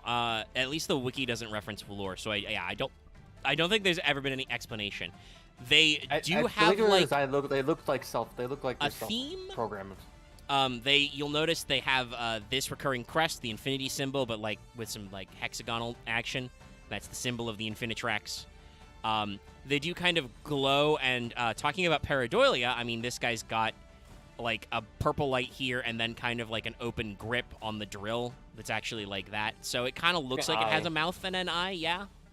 So I think the idea is definitely they're supposed to evoke that they're alive. This is not quite like that Rush Duel archetype with worms that are also construction equipment. Worm with a Y, BT dubs. But definitely I feel like Infinitracks are supposed to like seem like they're autonomous as opposed to like, for instance, rank 10 trains are just trains. Only some of which are demonic. Possessed by an evil energy. The actual rank 10 trains are just possessed by the shadows of fascism. I take offense to this. I just let a low joke go over. But also, no, seriously, if you don't I take know... offense to that because of that is many layered, as I love trains. Yes, but, Axe, you should know, and anybody playing trains should know, the actual Xyz monsters are literally named after German train artillery, some of which were from the second one, the one we don't like to talk about. I know, but it's also still used afterwards. Yes, it's unfortunate, but yes, they are. Several of those a lot are of straight those up are still named like after have those, been used out after that regime shifted. So I don't well, know. it's true. I mean, if you built a giant fucking tank gun, you would not throw it out. I suspect some of the tanks were used from some of the ones from the first run were left over, assuming they weren't scrapped by the Allies. I don't know in rank 10 trains, Len. Maybe a poll. I think most of the trains are fine. It's just you're thinking about the big Xyz tanks, which are less trains and more just giant fuck-off cannons. I mean, they're not to go all military nerd on this, but I did spend several years writing an urban fantasy World War I setting called Mages of War. They're just train artillery, which is we put a giant artillery gun on a train track so we could move it, because otherwise we could not move this thing. I will argue Lieb. I think Lieb is a bit less so, but yeah. Yeah, I mean, one of them looks like they're just cruising in the desert. Is that Lieb or Dora? Anyway, we're not doing rank 10 trains right now. That's probably a future poll or something. Anyway, this is Anchor Drill. He is a drill with an anchor. I don't know if this resembles like a specific piece of equipment, but it makes a between of like I guess scoop and a drill. Yeah, it's a giant drill moving crane. Oddly enough, this one is one you actually don't play 3 Like most of them, if you play like Infinite Track, usually you play a lot of them at 3, or depending on what you're doing build-wise. Yeah, there are a couple of them that I don't think This are one's hard the to one beat you at don't all. actually. This one's more of a flex card, just considering what it does. Actually, Yeah. it varies. Mostly- No. This is. I think I'm knowing this guy. This one is kind of a flex slot. It's a weird one. Let's read it out so we can explain why you play this. It's an Earth Machine, like I said. It's level 4. It's got 1800 attack and 500 defense. So this is normal summonable without tributes, which is one of the things that's important. Because it says if this card is normaled or specialed, you can special summon one Earth Machine monster from your hand in defense position, except Anchor Drill. Separate effect, target one other machine monster you control. The level of this monster and this card become the combined levels of those two monsters until the end of this turn. You can only use each effect of Anchor Drill once per turn. So Anchor Drill is a normal summon Would and make an extender. 8s or 9s or 7s. Yes. And it can get you basically any combo you want because you have a lot of 5s in this deck. You also have, I think there's at least one other 4. I know there's a 2 for sure. If there's some 6s, that would make this really easy to go into 10s. But yeah, Awkwardly though, is technically your thing is usually 5, 7s, 9. yeah. That said, a lot of Earth Machine XCs have a lot of funny, rank up effects as well, though, just to keep an eye out on. Like, for instance, if you just have a level 4 Earth Machine, you can go into, is it Dreadnought Leviathan? The boat, the rank 4, which can rank up into Wolfgang. Yeah, that's another one. Like, there's the reason why Earth Machine, like, as a deck type exists is because a lot of these Earth Machine archetypes have a lot of similar involvement, which is very fun. I mentioned this earlier. Earth Machine itself, at least on top decks, doesn't have a lot of searchable like top cuts. It is absolutely one of those like Weekend Warrior type decks. Like it will kick your ass at locals because, like, as I said before when I started this, Local legend. Yeah, local legend. That's a good way. I think that's what MBT calls it. Like, because you know what? There are just some times when you don't know what the fuck to do with a train OTK. If they make a fucking rank 10 juggernaut and blow you out in a turn, what the fuck do you do with your life? It's why Galaxy is always going to be erroneously rogue. Yeah, Galaxy's another one of those decks. They can always sack you, but it doesn't mean they're good enough against interruptions or like floodgates. It's like MBT just posted his new cards PogChamp video. It won't be a Rise Heart kind of thing. Well, like talking about like the Gen X combo, where like the new Gen X cards are fucking insane and will let you do everything so long as your opponent has no forms of interaction. I'm trying to think of what was it? It's Joshua Spade who kept saying like, technically, if you could infinitely do your whole deck, you technically can with that link. Yes. Technically can. But the problem is like if someone blocks you and you don't have a follow up, you're kind of fucked because all Gen X require basically are like 2 to 3 card combos, even just for a searcher. And it's basically like Telephon, right? Morphtronic Telephon, right? It hypothetically the new Gen X causes an FTK. It like summon infamously. Which one, X? The latest Morphtronic that. No, that is Telephon. Telephone for Telephon, it's part of the wombo. I think of Cellphone. Yeah, I think Cellphone is actually the old one. The Telephone's the newer one. But yeah, no, like Telephone for Telephone shit is like the new Gen X can do that because they unlimited Birdman. The problem and you can synchro summon fucking anything. The problem is that all relies on, I believe, that Link Monsters effect or a single Birdman activation, which means if you have Veiler, Imperm, Ghost Ogre, if you have Nib because, they're going to summon a lot. Like... honestly, I am very biased in how I love most psychic and machine-based decks, which is kind of why I liked Cash. But it's because Billy was just... Because they all have like very similar kind of like play tone to how they work. At least how the resource game works. So because of that, I just like it. And I'm trying to remember, there is also like... earlier to Anchor Drill, there is a I forgot the name of it, but there is the same stat line as Anchor Drill. That is a basically a level 4 Earth Machine that you summon it and it raises all the level of all your machines by 1. I forget the name of it though. We'll find it, but yeah. Omega is correct. Telephone is the latest one. Yeah, okay. It's Telephone for just because Broke Boys MBT Telephone for Telephone is fucking burned in my memory. Broke Boys is great. I hope that I'm sure he wants to take a couple, like, seasons or years to refresh it. I hope MBT brings that back, just because it was so good. It's such a good series.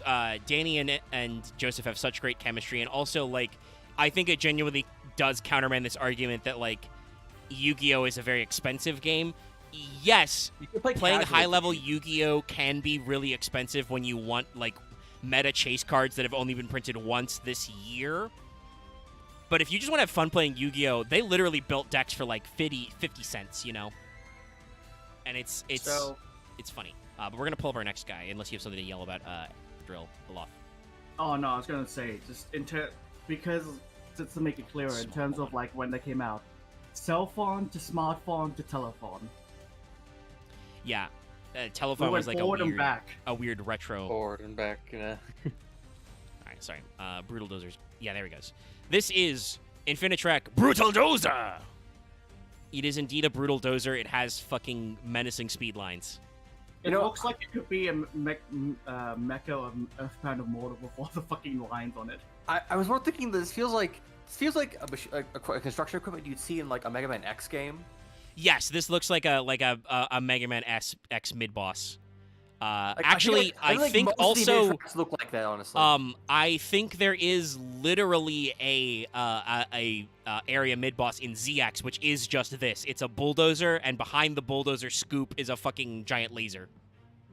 The point I meant more is I think all of the Infinitracks basically feel like they're the construction equipment of the Mega Man X universe. I could see that. They're AI powered, so they get possessed by the Maverick virus, and you must fight them. Another thing is, these, honestly, with their color theming, these could be like the mechs from a construction equipment themed Sentai, which I'm sure has happened at some point. There's one. There was like a bit of there was Go-Go 5, which is more about rescue services and like emergency services. Yeah, and I think that became Lightspeed Rescue in America. But yeah, no, like this one's pink. Like, why is it pink? Why is Brutal Dozer pink? I don't know, but it works. I think it's like it's a very light red. I mean, that's you're literally making red versus blue chuck right now. Lightish red. I mean, but like seriously, I mean, it is like multiple shades of pink at once. Actually, I think. Yes, there's several, but like I can take the brush trick and like you can see there's like that kind of like pale pink, and then there's like more of a hot pink. What like ambient purple is like the glass in the cockpit. Well, let's suck that up. Ooh, yeah, that's a deep, deep purple. Like look at those palette comparisons. Thank you, Zed. Too much pink energy is dangerous. That's why it's so brutal. I still hate that because it's really just because they didn't want to make a new suit. I know, but the Power Rangers itself as like both reusing Sentai footage but also making their own original footage has so much like production nonsense. It's a layers of nonsense and sometimes stupidity. Because there's the bullshit of like, well, what do we do if the Sentai is weird? Because like this is the thing that I think Linkara, Louis Lovehug brought up on his like History of Power Rangers series. Like he's complained before about like, why don't we just skip a Sentai series? Depending on which production house is doing it, the license agreement with like the production company is that they can't skip a series, so they're just stuck. Well, technically they have now because they went back. They have. I think because the license has changed hands a couple of times, they've done it. But there have been eras where they were not able to do that. The license agreement. The latest one is like, and the latest season now just feels like half cooked because it's like, it's a hodgepodge and like, not great because no one in the writers' room gave a fuck about the series at all, which is sad because you can tell. That is not how you should do a Power Ranger series, TBH. But let's not go too far down that rabbit hole. I have not looked at the. I gotta go back and fix your drive now. I gotta go eat that bullet. It's okay. One moment. I'm eating a bullet. Well, Aaron doesn't want to talk games because he's fucking dying. So maybe if you can read it. While Axe is doing that, Brutal Dozer is an Earth Machine level 5, 1900 attack, 2100 defense. You can tribute an Earth Machine monster to special summon this card from your hand in defense position. If this card is special summoned from your hand, you can special summon an Infinitrack from your deck in defense position except Brutal Dozer, but negate its effects. And you can't special summon except Earth Machines. You can only use one per turn. Deck Machine. So, Dozer is a great card. Dozer obviously procs if specialed off of Anchor Drill. but also when you special it by its own effect by normal summoning any Earth Machine, basically. And then lets you get a guy from deck. That guy is negated, but you're playing a fucking Xyz engine and you don't care.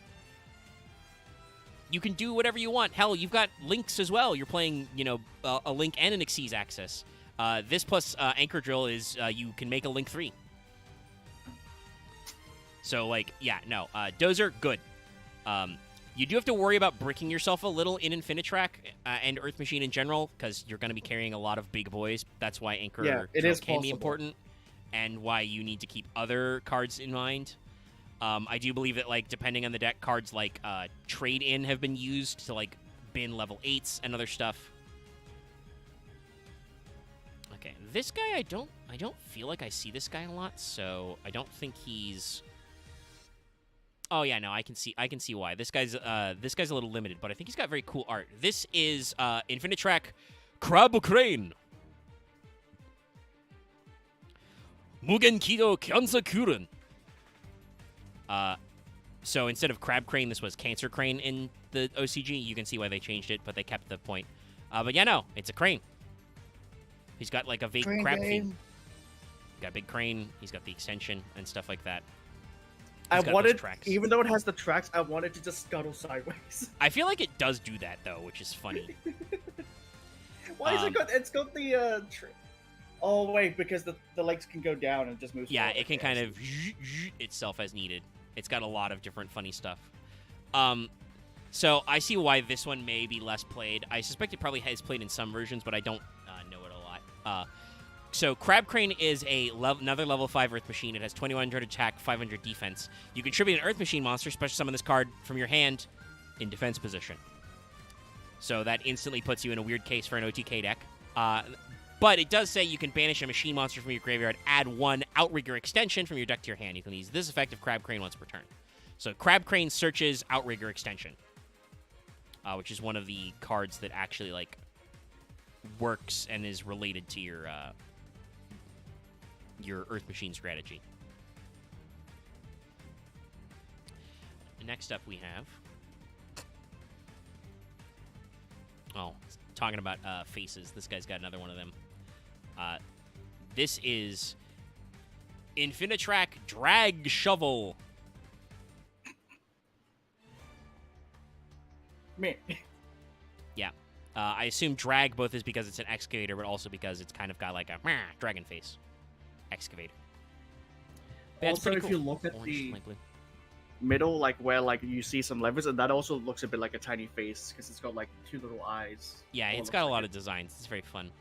It's very funny that we talked about Pareidolia, the effect called Pareidolia, before.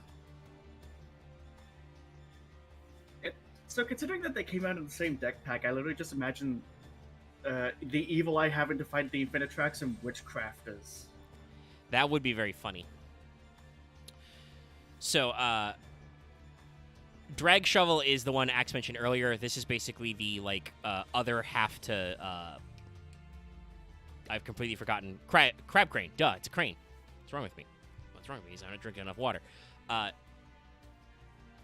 Drag Shovel is 5. It's 15/21. Tribute an Earth Machine monster to summon this card from your hand in defense position. You can banish a machine monster from your graveyard to add a spin turn from your deck to your hand. You can activate Drag Shovel once per turn. Spin Turn's a pretty good card, and I think Outrigger Extension is also pretty good, so you can probably run either of these. I would say Drag Shovel is probably a better overall card than Crab Crane because its special summon effect is in defense position, and that's where its stats are weighted. But either of them can work. And you can totally, like I said, because, what's his face? Brutal Dozer has the, special from deck, but then negate. You can absolutely special a guy from deck, then tribute that off to get a Drag Shovel or, Crab Crane summon and stuff. So there's a lot of interesting back and forth.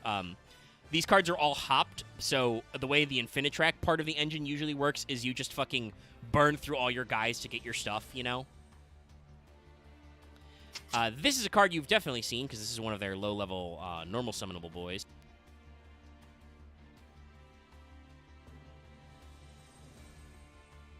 Just looks like that weird thing they added to GTA Online. They had many weird things to GZ Online. I see this and I think of something. I just can't. It's like something distant memory involving one of the X So games this or one is something. Harvester, so it's probably a combine harvester. It is the most sinister-looking combine harvester I've ever seen, which is saying something because combine harvesters are already really sinister. It also looks like you could see it going down the tracks at a fucking racing event. Yeah, I think my for some primary reason. reason why I think this is weird is because it's a harvester, right? It's harvesting bare dirt. They probably should have drawn Yeah. some like corn or something. It's running over the Naturius. That said, Harvester is good. Harvester is a level 2 Earth machine. It's got 0 attack, 2100 defense. If this card is normal or special, add an Infinitrack from your deck to your hand except Harvester. You can target one need to machine have- monster you control. This card's become the levels of both that monster and this card become the combined of those two until the end of this turn. They need to have this card with an alt art where it's just Jerry Beans Man running away from it. That would be really funny, yes. So yeah, Harvester is basically your other normal summon. It's also a special summon extender, so you can, Anchor Drill into Harvester to search, and then it has the level adding effect, but it's only got a 2, so that can be a little more balanced to get you some more stuff. That was the 7 axis that Axe talked about earlier. Which, rank 7 axis is, really funny and interesting. For reasons. Is this card not in Crash Master Duel Wave yet? Mech.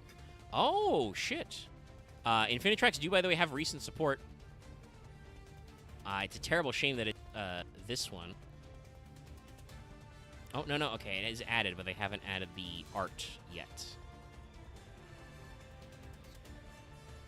The wiki's not caught up. Oh no. Okay, so thankfully DeviantArt will bail me out because, and you need to watch your ears, chat. Roadroller! Literally, it's Infinitrack Roadroller. I don't really see this one often. That's because it literally came out this year. Oh, damn. This is from Cyberstorm Access. This was printed in the TCG, like 5 months ago. Yeah, it was in Cyberstorm So we should Access. you should have gotten it like around like this month. or Yeah, I last think it month. was like just added. It would have just been added to Master Duel. But yeah, so this is Roadroller. It's a fucking Roadroller. It's called I don't know if it Roadroller. does. They know what they're It doing. looks kind of cool. I mean, it's just vintage design. Yeah, it's the design of a Roadroller, but they added the extra neon lines and they added some extra spikes and stuff. And it also kind of has like a little face thing over here. So Roadroller is another Earth machine, as always. It is a level 5. It is 21/21. So it's got 21/21. It's not worth living in. By the way, I'm so stoked that Junior Journey is coming back. I know MBT's been like fucking dying of sickness, but he said it's coming. They're working. I thought it was RJ, but yeah. Well, I most recent I heard from MBT was him saying while he was sick and like after his stomach thing was like, hey, this is a terrible time. I'm fucking dying of stomach stuff or the flu, and we're trying to like get Junior Journey back and work on other series and stuff. So it should be working on what it's working on. Anyway, Roadroller is 21/21. It says, if an Earth Machine monster is tributed or banished face up, you can special summon this card from your graveyard, if it was there when the monster was tributed or banished, or hand, even if not, but banish it when it leaves the field. You can only use this effect of Roadroller once per turn. An Xyz monster whose original type is Machine, that has this card as material, gains this effect. Face-up monsters your opponent controls are changed to defense position, and they lose 1,000 defense. Yep. So, You yeah. love running over defense monsters. Roadroller, I believe some of the Xyz monsters have piercing.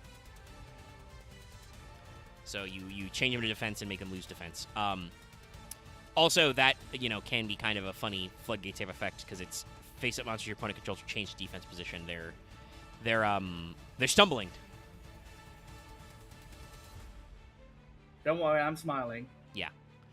But yeah, no. Roadroller is a good card. It's kind of funny that once again it has the banish it when it leaves the field effect, but also because it doesn't say if an Earth Machine monster except Roadroller is banished, so that just means that when you have to banish a Roadroller, you just summon another Roadroller. So It's back. It can Advantage. proc off itself, which is very funny. Oh wait, how could I forget one of Omega's favorite lines? But he came back.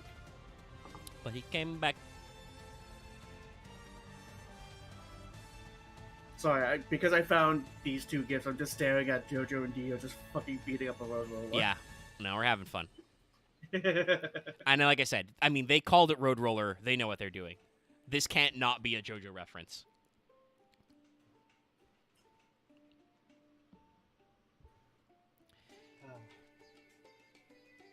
But now it's time for another couple that you also, like I said, have definitely fucking seen. First up, Trencher. Oh, this now- is the water one, isn't it? No. Oh, wait. No. This is the one that looks like a giant chainsaw. Now, some of you in chat may be like, what is it called? Trencher. It's not actually a chainsaw. This is actually a kind of trench digging excavator. Those are all just shovel scoops, basically. And they do actually look like this. It's just funny because it's in motion and it's a Yu-Gi-Oh card. It looks like a giant fucking, chainsaw. Sorry, I hear Trencher, I think of, like, the underwater ones. So this trenches. is a real one. You can see the by the way, title on this digging equipment. That is Ditch Witch. I love when you name heavy equipment. It's very important. But yeah, so that's a trencher machine. It's not the name of the heavy equipment, but we have a brand over here, and it's just called Bobcat. Oh yeah, we have Bobcats over here. Oh, sweet. Yeah. So, Trencher is another Earth Machine 5. It's got 500 attack, 2400 defense, so big booty. You contribute an Earth Machine monster to special summon it from your hand in defense position. You can banish this card from your graveyard, target a level 5 or lower infinite track in your graveyard, except Trencher, special summon it in defense position. You can use each effect of Trencher once per turn. So yeah, Trencher is another one, like I said, you see this played because it has a graveyard effect to fetch your guys. This is good if you're doing the link climbing type effects with Earth Machine, if you have more link material.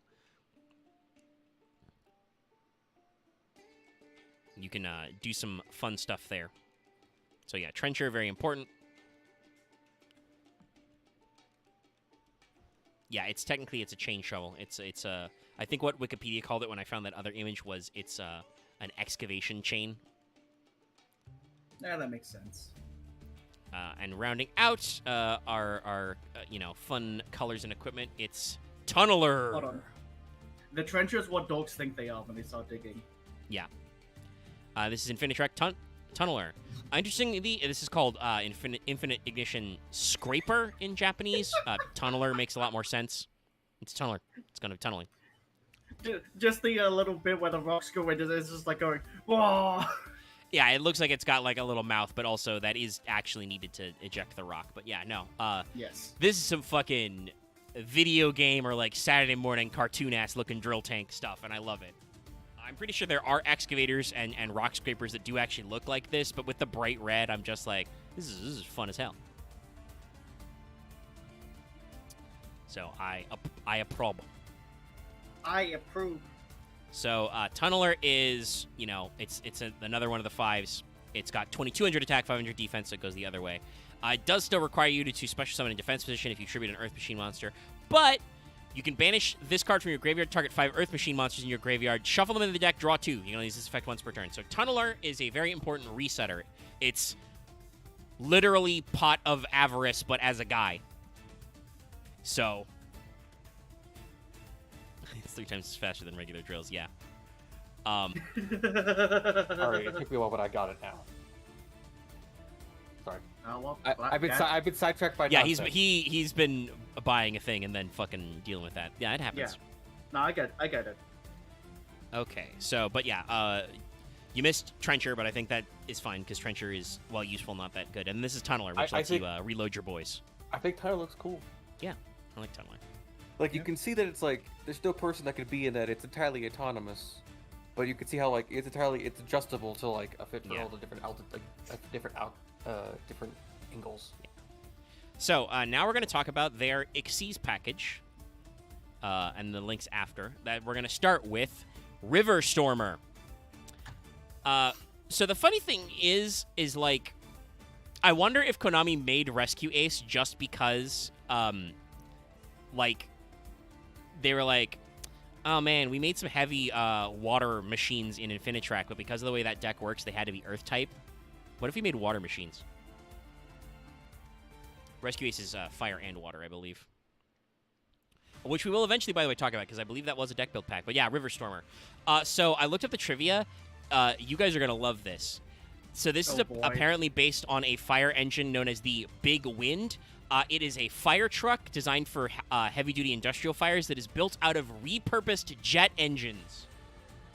So those are jet turbines it is using to, like, spray that water at high velocity.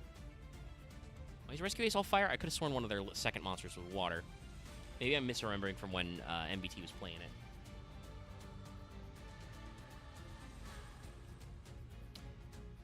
Fire Machine's also still good. But yeah, River Stormer it's a jet engine that spits water. That's great. I love this. Instead of fuel, you just water. Also, it's red, so I love that. But yeah, this is a funny one. So this is a rank 5 Xyz, 2,500 attack, 500 defense. Little low for a rank 5, but it's really easy to make, so they got to keep it accessible. It's also technically completely generic. While it is summonable by this deck very easily, it is a generic rank 5. So that's good, because I remember when, at times, we struggled with certain generic Xyz monsters. So when this card destroys an opponent's monster by battle, you can attach that monster as material. You know, the following effects of River Stormer once per turn. Detach a material, take an Earth Machine monster from your deck, add it to your hand, or send it to graveyard. If this card's in your graveyard, you contribute one Machine Link monster, special summon this card in defense position. So River Stormer is very important. It lets you, obviously, like I said, it is an extender. Any 2 5s, you detach one. You can Foolish Burial or add, and then go from there. Its attach effect is very situational. That has its uses. That is not primarily what you make River Stormer to do. You're normally doing it for the search, and then it can be recycled from your graveyard by tributing a Link monster, which is just any Machine Link monster, which is very funny. Yeah, if we don't have a full archetype that's water machines, Konami. Oh yeah, try it out. Omega, I did something very stupid, but What? you can look it up later. I clipped the thing. Oh, you've clipped the thing. Okay, yeah. Well, thanks for that. I'll Later. check that out. Oh, it's from that tag deal. Okay. I mean, yeah, I guess you would just try and do the, like... If you were trying to do water machines, you would just do the fucking, Cancol or Azure Lane kind of a thing, wouldn't you? That could be cute. Yeah, Dynamist is water machine. But is a pendulum archetype, so is a little different. There are a decent number of Machine Xyz archetypes, so that's something we can keep on keeping on. But yeah, River Stormer is a good extender. It is not the end of your line, but it's very, very funny. Now I've arranged these out of alphabetical order, but by rank order because they keep going up, and it's very funny. So that was your 5. It's time for your 7. Infinitrack Mountain Smasher. Look at his angry face.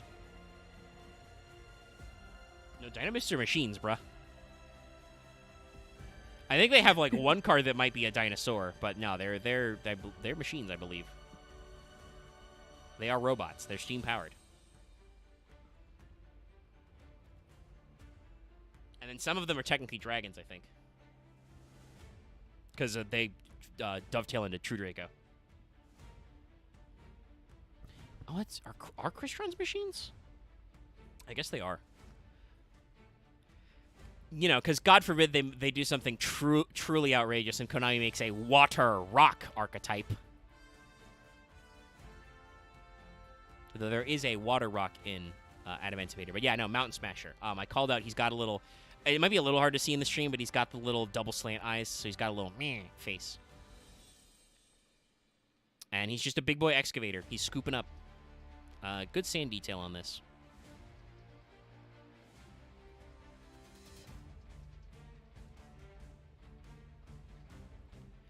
All right. Mountain Smoosher is a rank 7 Xyz. It has 2,100 attack, but 3,100 defense, which is pretty high for a rank 7. It's also, once again, completely generic. I could run this in my, in my Harpy deck or in my Red Eyes deck. as a rank 7 turbo. Hmm. I could run this as a tech piece in my a future Gate Guardian deck because the regular Gate Guardian pieces are 7s, most of them. Yeah. But yeah, when this card destroys an opponent's monster by battle, it attaches that card as material. You use each of the following effects once per turn. Detach from a material, this gains 1,000 attack. If this card's in your graveyard, tribute a link monster, special summon it in defense position. I feel like I don't see Mountain Smasher as much as Stormer because its effect is attack-based. It's still a good effect because that does mean that it, like, goes up to 3,100, which is very large, very useful. That exactly beats out a lot of stupid, like, Blue Eyes cards, you know. And does actually let you use its attach effect more. But otherwise, it's not as potent. Strictly speaking, it's not an Earth machine, but Drekasek is a machine, so like you could make that work instead as a 7, I think.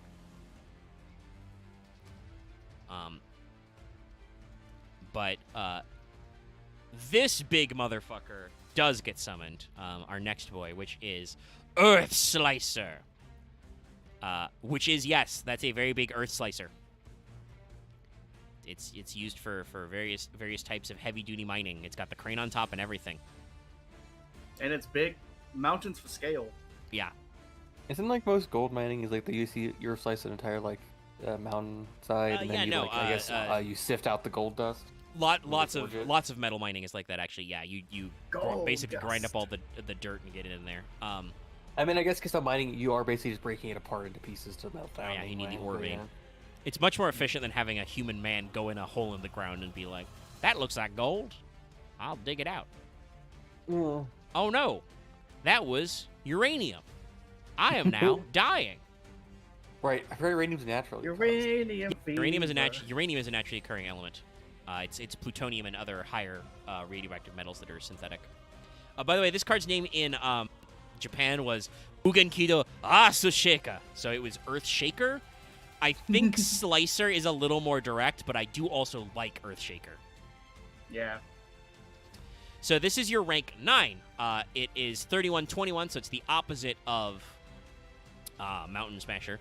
It's a completely generic rank 9, which is also good. Rank 9 has always been kind of loosey-goosey. Though, obviously, I think another example you might run is another one of the like pseudo Mecha Phantom Beast cards is Enter Blathnir, which is another machine rank 9. Also, this is making me think like I'm just trying to assemble the avatar of or Captain Planet of machine archetypes. Because like Mecha Phantom Beasts is like wind machines, and like that's got a very distinct thing. We've got Infinitrax. Rescue Aces are fire machines, so they've got some warriors in there, which is a little weird. And I don't think they have any extra deck monsters right now. They're all main deck. So we need some water. We need some water machines that fit this aesthetic of just big guys that are you know, machines that are boats. And they're not sous ships because sous ships are fire aqua because they're sushi but boats. And we can have some real fun there. Anyway, Earth Slicer is a big boy. When it destroys by battle, you can attach as material. You use the following effects once per turn. Detach any number of materials from this card. Target that many cards on the field. Destroy them. And you contribute a Link Machine monster to special summon this from your graveyard. So yeah, Slicer is definitely one of your end type cards. Like I said, I believe there are a few ways in Earth Machine to rank up into this in addition to just making it. So it's not just necessarily a pop 2. You might actually be able to get extra guys. Also, hypothetically, this is a pop that reloads itself. Because if you're destroying monsters by battle. So this is one of your big boys, and it's a pretty big boy, and it's useful. Now we're going to do the Linkies.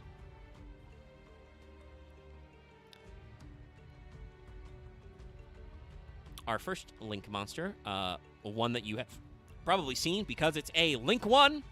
It's Infinitrack Goliath. So Goliath is basically, I think, Anchor Drill, just in a different configuration. It has slightly different colors, but it's got the jackhammer and the excavator scoop. Also, it's one of your starters, basically. Goliath, like the color scheme, by the way, the blue and yellow. It's good. Thumbs up. Goliath is a Link 1. It has a bottom right arrow. It's got 1,000 attack. Its requirements are 1 non-Link Infinitrack monster. So you can't, like, cycle one of your Links or Goliath for Goliath, but you can use any Infinitrack you've summoned. If this card is sent from the field to the graveyard, target an Xyz monster you control, attach this card to that monster's material. You can use this effect of Goliath once per turn. An Xyz monster whose type is machine that has this card gains as material gains this effect. Card can't be destroyed by card effects. So yeah, Goliath is one of your setup cards. It lets you put a guy in the graveyard to Link summon it. When these were released, because this was Infinity Chasers, this was still very late in Master Rule 4, right? So it's got an arrow, so it would have a zone to set up Xyz plays after Link summoning. So there's some back and forth there, which is, you know, cool. And I do appreciate that while Earth machines themselves are very generic and form a lot of, like, soup type stuff going on, Goliath is not generic. It requires an Infinitrack monster. That does remind me, though, actually, I don't know if Lost saw this, but I did link. A while back, MBT did do testing on Zark Pen with new Zark support. Yeah, I did see a bit of that. Yeah. It's a fun time. Because he was talking about how the specifically running a Zark deck kind of, like, streamlines it and gets you out of just, we're running all the best Pendulum cards that are printed. Yeah, no, which is what I normally do, which is, yeah, I mean, yeah, I still like splashing in the Pen Magicians, but it's very fun. Well, and I believe splashing some of the Pen Magicians is also intended by the Zark deck. But they also have a bigger Link, another guy you're probably more familiar with. This one is Fortress Megaclops. I'm not really sure where they got the Clops part of it, but this card's original name in the OCG is Muken Kido Yosai Megaton Giru. Infinite Ignition Fortress Megaton Gale. You can't tell me that's not a Sentai mech name.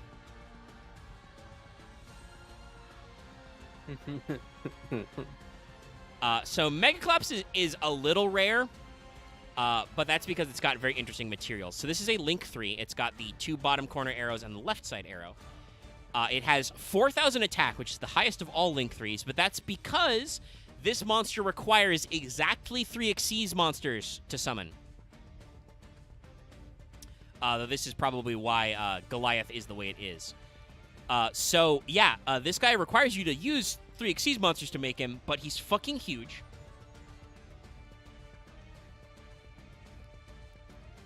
Yeah, no, actually, you're right. That sounds like a 60s or 70s super robot name. Ignition Fortress Megaton Gale. Unaffected by monsters' effects except Xyz monsters. Cannot be destroyed by battle except by an Xyz monster. You can target an Xyz monster in your graveyard and one part of your opponent controls. Special summon that monster in the graveyard. If you do, attach that opponent's card to material. Also, for the rest of the turn, any damage your opponent takes is halved. You can use this effect of Infinitrack Fortress Megaclops once per turn. So Megaclops is hard to pull off. It's one of your end board monsters, but if you can get to Megaclops, he is a win con.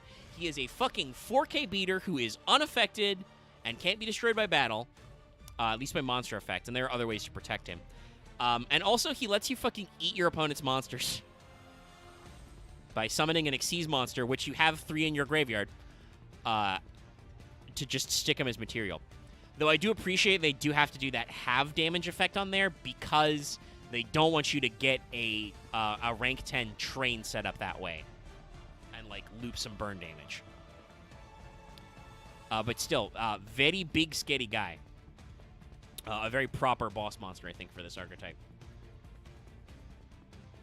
So now we have, like I said, they've got 4 interrelated spell and trap cards, some of which are directly searchable, some of which are just clearly related. First is Crusher Run. Crusher Run. Yeah, I know. Actually, it says, yeah, you wanna make a Utopia the Lightning beats Megaclops. Or a Galaxy Eyes that gets 11T quadrillion attack. That's about it. Or use spell traps.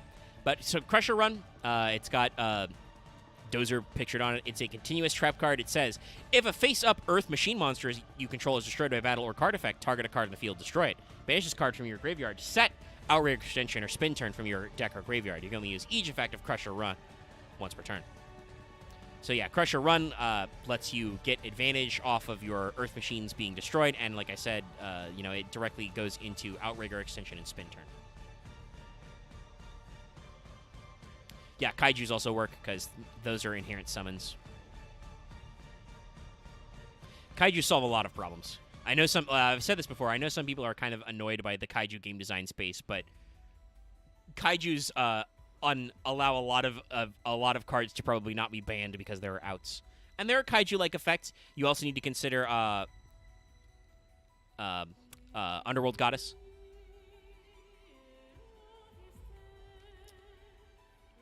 This is Heavy Forward. Name. Heavy Forwado. This is a continuous spell card. It pictures Riverstormer, obviously. It says, when this card is activated, you can add an Infinitrack monster from your deck to your hand. So this is a card, like I said, that is directly tied into your whatchamacallits, your archetype. This was also a leader support. This was added an Eternity Code, which is a banger of a set. Once per turn, target an Xyz machine monster you control. Activate one of these effects. Change its battle position. Attach this card to it as material. You can only activate one Heavy Forward per turn. So yeah, Heavy Forward, very important card to the Infinitrack engine. It lets you search, and it lets you do funny things with Xyz, including reloading your materials, which is important. And then we have the two cards talking about that were directly mentioned by Crusher Run and are also related to some other stuff. The first is Outrigger Extension. Oh, that's small. Hold on. Let me grab it proper. Break them off something proper. So this shows Crab Crane, which searches it, so it makes sense. Technically, this card's original name is Outrigger Expand, but Extension makes a little more sense, I think. This is a continuous spell card that says your opponent can't target machine Xyz monster you control with card effects. Once per turn, target an Infinitrack Xyz monster you control. Special summon from your extra deck one machine monster that is 2 ranks higher than the target by using that target as material, but you can't special the rest of this turn except Earth Machines, even when this card leaves the field. This is treated as an Xyz summon, transfer its materials. So, Extension is your in-archetype rank-up magic, basically. Once per turn, soft once per turn. You can target an Infinitrack Xyz monster and rank it up into any Xyz machine that is 2 ranks higher, which lets you do a lot of funny things with, like I said, with 7s and 9s. It's useful. Also, are there any machine rank 11s, by the way? Let me check. But yeah, no, you are correct. Extension is very searchable because, like I said, Crane searches like, it, and technically, it's easy to summon off the card. Usually, you have because you're always running 3 of the searchers, and you have multiple searchers anyway, and recovery cards.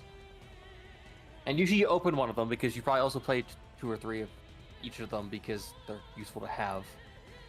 If you're playing a pure Infinitrax machine deck, I would say. Yeah. Oh, Lieb is an 11. They're at least half your deck for a solid.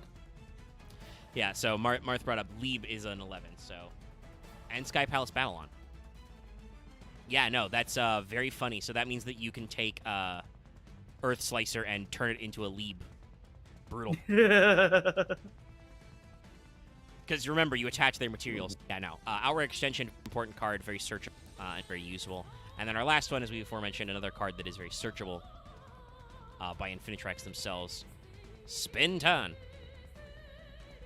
And just like we said, Spin Turn's card art features Drag Shovel, but doing a Spin Turn. This is a normal trap, which says activate one of the following effects. Target an Earth Machine Xyz monster you control in attack position, and one monster your opponent controls. Change the battle position of your monster. If you do, destroy the opponent's monster. Or target an Earth Machine you control in defense position, and one spell trap your opponent controls. Change the battle position if you do, destroy. So, like I said, Spin Turn itself only checks for Earth Machine Xyz monsters, but as we said, there are Infinitrack cards that directly do searching. There's also a generic, like I said, there's Crusher Run is a generic card to search them as well. So, yeah. Infinitrack's very solid. There were a couple of them, like I said, I don't see played as much. I don't see Crab Crane a lot. But all of them are hopped, so you can run through them in various ratios and give you a lot of access to lots of funny things. I don't think we actually use them for what's his face? Infinity a lot. But that was absolutely a thing you used to want to do in this deck a lot, because Nova is a 5 and calls out specifically machine monsters, so you could make Nova and then rank up into Infinity. Because that would give you a negate. But also, like I said, there's just a lot of interaction with trains and other Earth Machine Xyz, so you can just fucking clown choose some guys. Just go ham. Yeah, and as we have brought up before, it is one of those decks that is like, yeah, no, your opponent may not know what to do if you make it to Megaclops or if you make it to Leeb or any of your other, like, really big fucking huge knockout Yeah, sometimes machines. it's just like, what do you do? Like, if I have played games against rank 10 trains, which were just much more on the pure rank 10 side, and just they get to the lineup, and I'm just like, I didn't set up any, back rower monsters to contest this summon, so I fucking die. Cool. Guess I'll die. You blow up my board and suck up all my life points. Sick. So yeah, Earth Machines are very robust, and Infinitrack are a cool backbone of them. It's one of those archetypes where, like, I mean, Road Roller is cool and helps out, and like I said, Heavy Forward is added later, so, like, it's good to see them get occasional support, because a lot of them generically interface with Earth Machines. Any card that invokes Earth Machines works with them anyway. Like, if you wanted to, you could build the bottom of that deck as, like, Geargia for rank 3, for, a 3-axis. You could build them with gadgets for a 4-axis, and their gadgets have a link to, which is fucking crazy. Like, there's so much that you can build off of that Earth Machine package, and there's so many, like, different layers depending on how you personally want to build that deck. And honestly, as much as, like, I may have occasionally joked about, like, Loth and I, like I said, we both have that PTSD about being blown up by trains a couple of times, but, like... Yep. Because Vesper's done it, so we have some other community members. Axe, like I said, also likes rank 10 trains. You've tried to make that deck, and you like other Earth Machine decks. It was so bad. Like Machina. It was so bad, but it was funny when I fucking pulled out the spider and it almost killed someone. Yeah, no, like I think I at least won the first. I think I at least won the playoff there. Like, yeah, and you also like Machina, which is another Earth Machine archetype. We never got the Citadel. I'm sad. We did pop off when you pulled out the giant spider. Yeah, no, like you and because of Axe's protagonist luck, like we've gotten our asses blown out before. But honestly, I kind of like these sorts of decks so long as they actually like differentiate the axis. I think there's a difference between something like a Dragon Link or a Pendulum Best deck type deck where just every single list looks the exact goddamn same because we've just found all of the 40 best cards to play in this. And, like, oh yeah, no, if you want to fucking run any kind of Earth Machine combo, you can do that. There's a lot of cool, like, it's just kind of why I have always respected Peeps, even though I feel like he has very bad takes. Peeps knows what he's done. Peeps, so you should not. Okay, everyone, do not put electrical cords in your fridge. Oh my god, you went there too. I was about to go there. Don't put your crock pot in your fridge. I don't know shit about cooking, and I know that. You can put the ceramic in there, but just don't put the actual electrical part. And if because MBT brought up leaving it uncovered, you know what? We've invented this thing for that called Saran wrap. You can seal the top of the inner. If you have Saran wrap, consider it.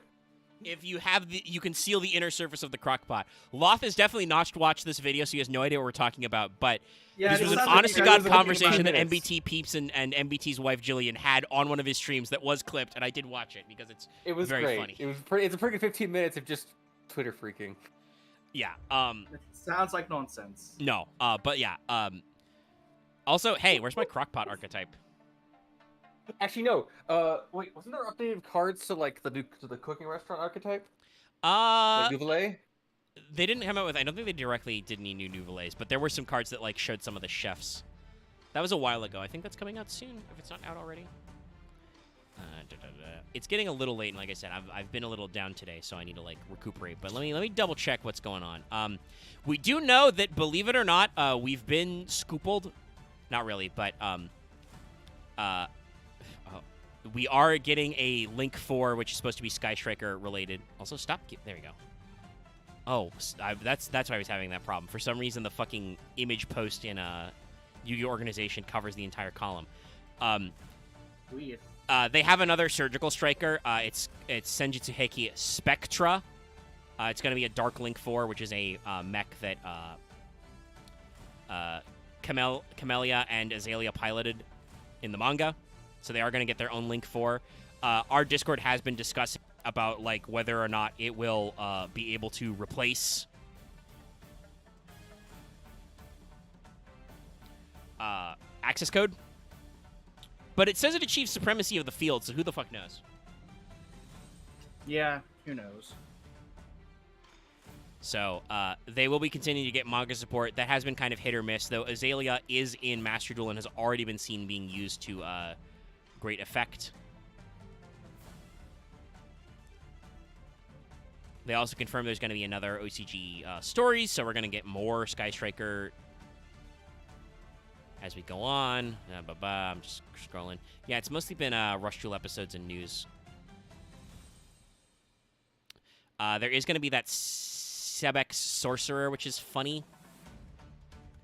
They referenced Sebex Blessing as a Link 2, which is an Aqua. It lets you do some weird, funny damage stuff. I talked before about how fucking Dark Guardian is going to get printed, and that's rad. Yep. They are talking about the quarter century box, so we've got Winged Karibo level 6 now. And Omega, did you see that art I shared to Arkham? yeah. This is why I watched my parents play Karibo level 6. Which is always treated as an elemental hero and a favorite card, which is fucking... I mean, it makes sense, but also it's dumb. There's also Shining Star Dragon, which is like the ghost of the Red Dragon, but it's a level 4 tuner.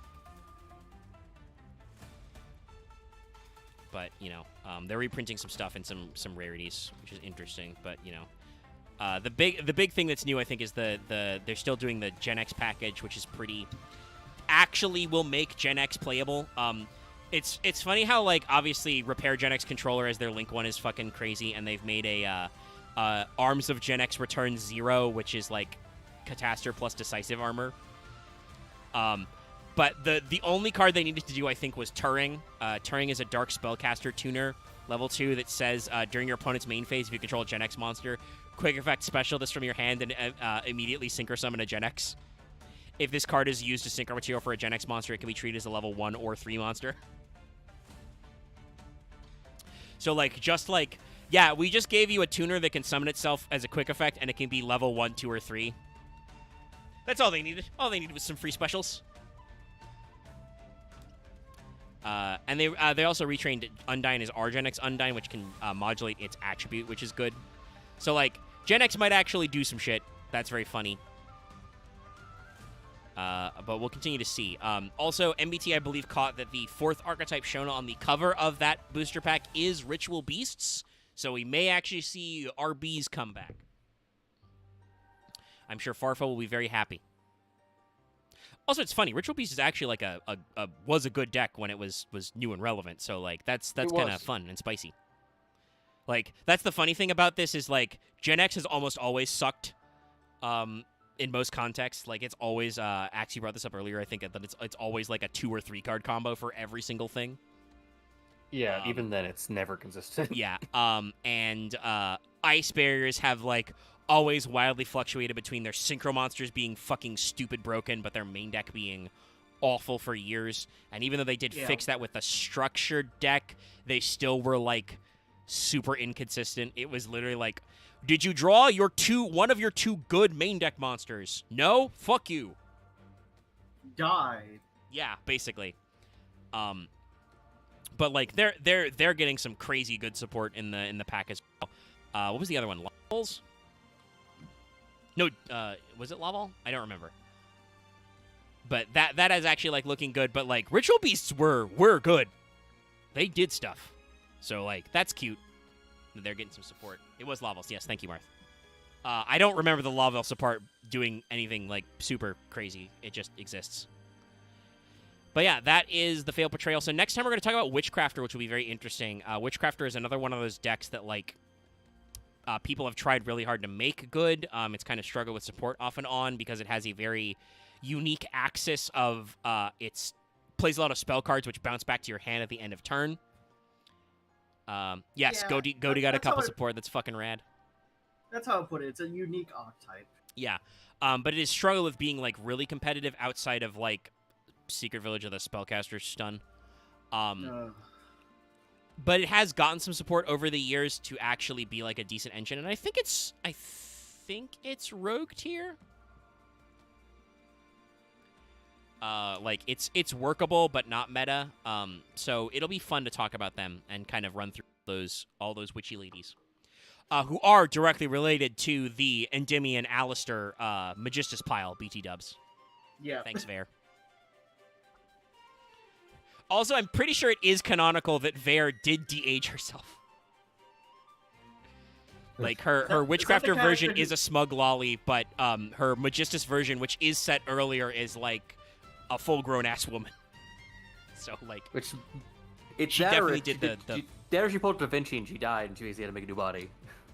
which could also be true because of Aruru, her golem. So, like, yeah. But yeah, I kind of wish some there was Galties. a valuable book about that plot line because Yeah, I supposedly actually don't.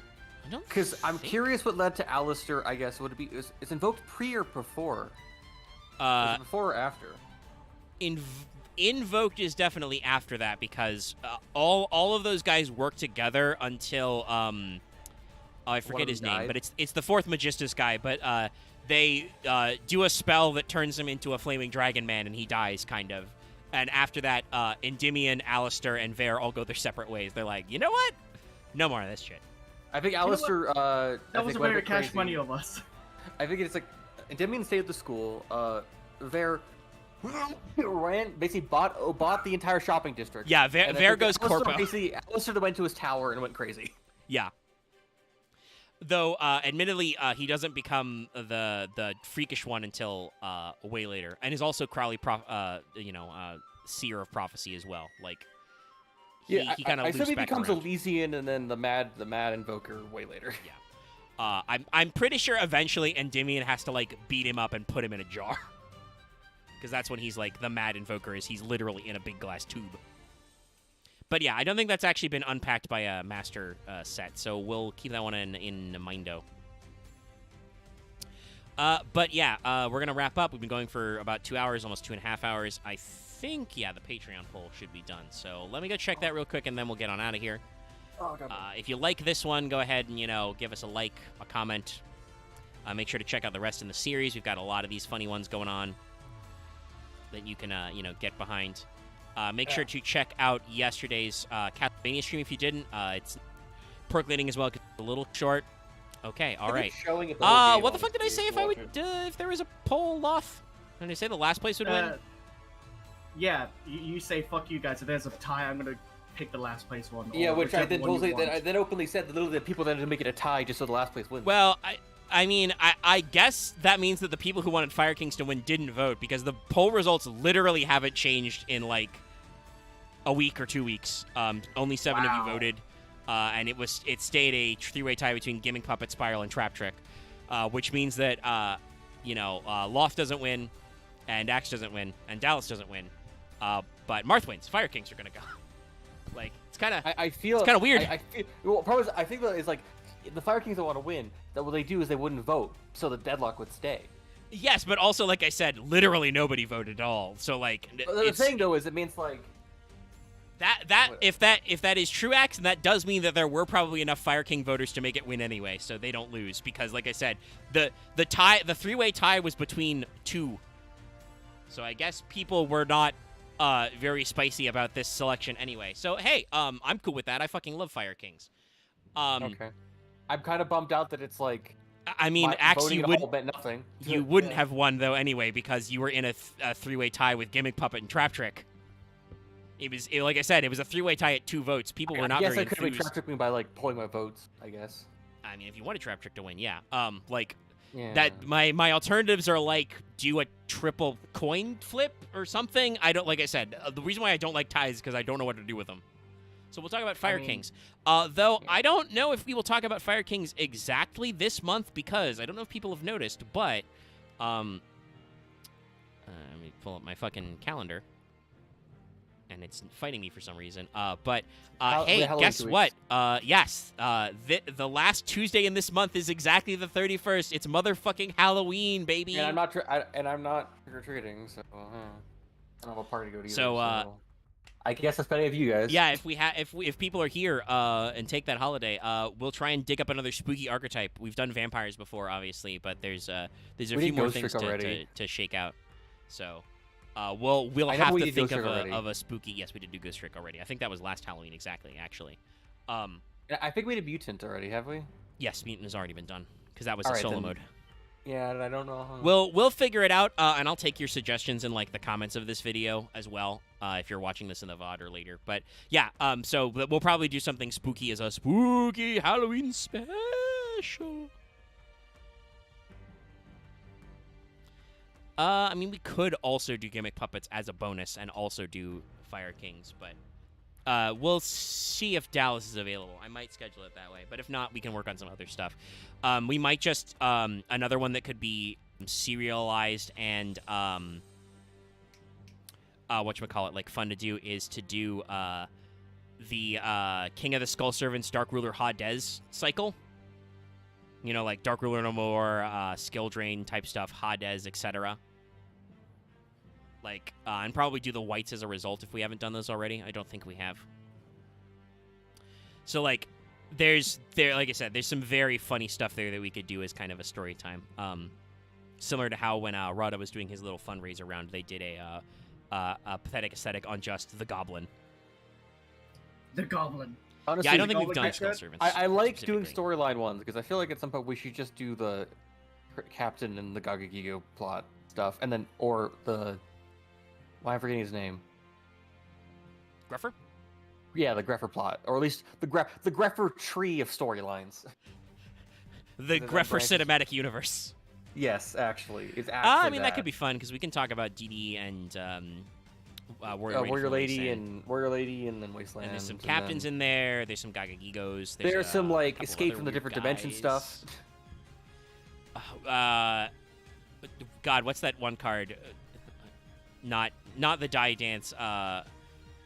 It's the pun is like on where am I or something. That one can work out, but that's not related to Halloween. So we'll keep that one in mind. No, it's the one where he gets teleported to like Karakuri times. It's pretty new. I don't remember what it's called. I don't know that one.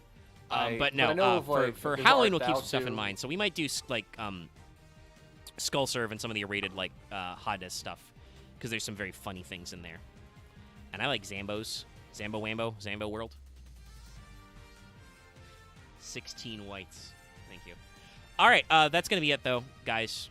So thanks, everybody, for tuning in. I'll see you next time. And make sure to tune in tomorrow's Final Fantasy IV Tim stream. Thank you, Spirit and Lapis. How did Dai get here? That's right. I knew it was a pun about, like, where am I or how did I get here? Okay, whites have double meaning. I've probably done as another spook one. So, honestly, we'll figure it the fuck out, chat. It's okay. We got like 2 weeks. Actually, let me tell you a very dumb thing we could try. Okay. We could do the nightmare. We could do all of your actual nightmares. We could just do Machina. I mean, that would be my trauma, but yeah. I think we've done it before, haven't we? We've done it. We have done Machina before. Yes, I know, we have actually done that one. Well, I think that was one you put on one of a poll and won. That's one of your win streaks. Anyway, it's almost midnight. Got some stuff to do. Okay. So we'll get on air, but make sure to tune into tomorrow's Final Fantasy XIV stream as well. And like I said, we'll figure out Halloween, and leave any suggestions you have in the comments as well. So that's gonna be it. You know, like I said, like, comment, subscribe. Make sure you're ringing the bells and other stuff. And Wingle's out here. And yeah, so we'll be seeing you. Night, everybody. Bye. Sorry, I zoned out for a second. And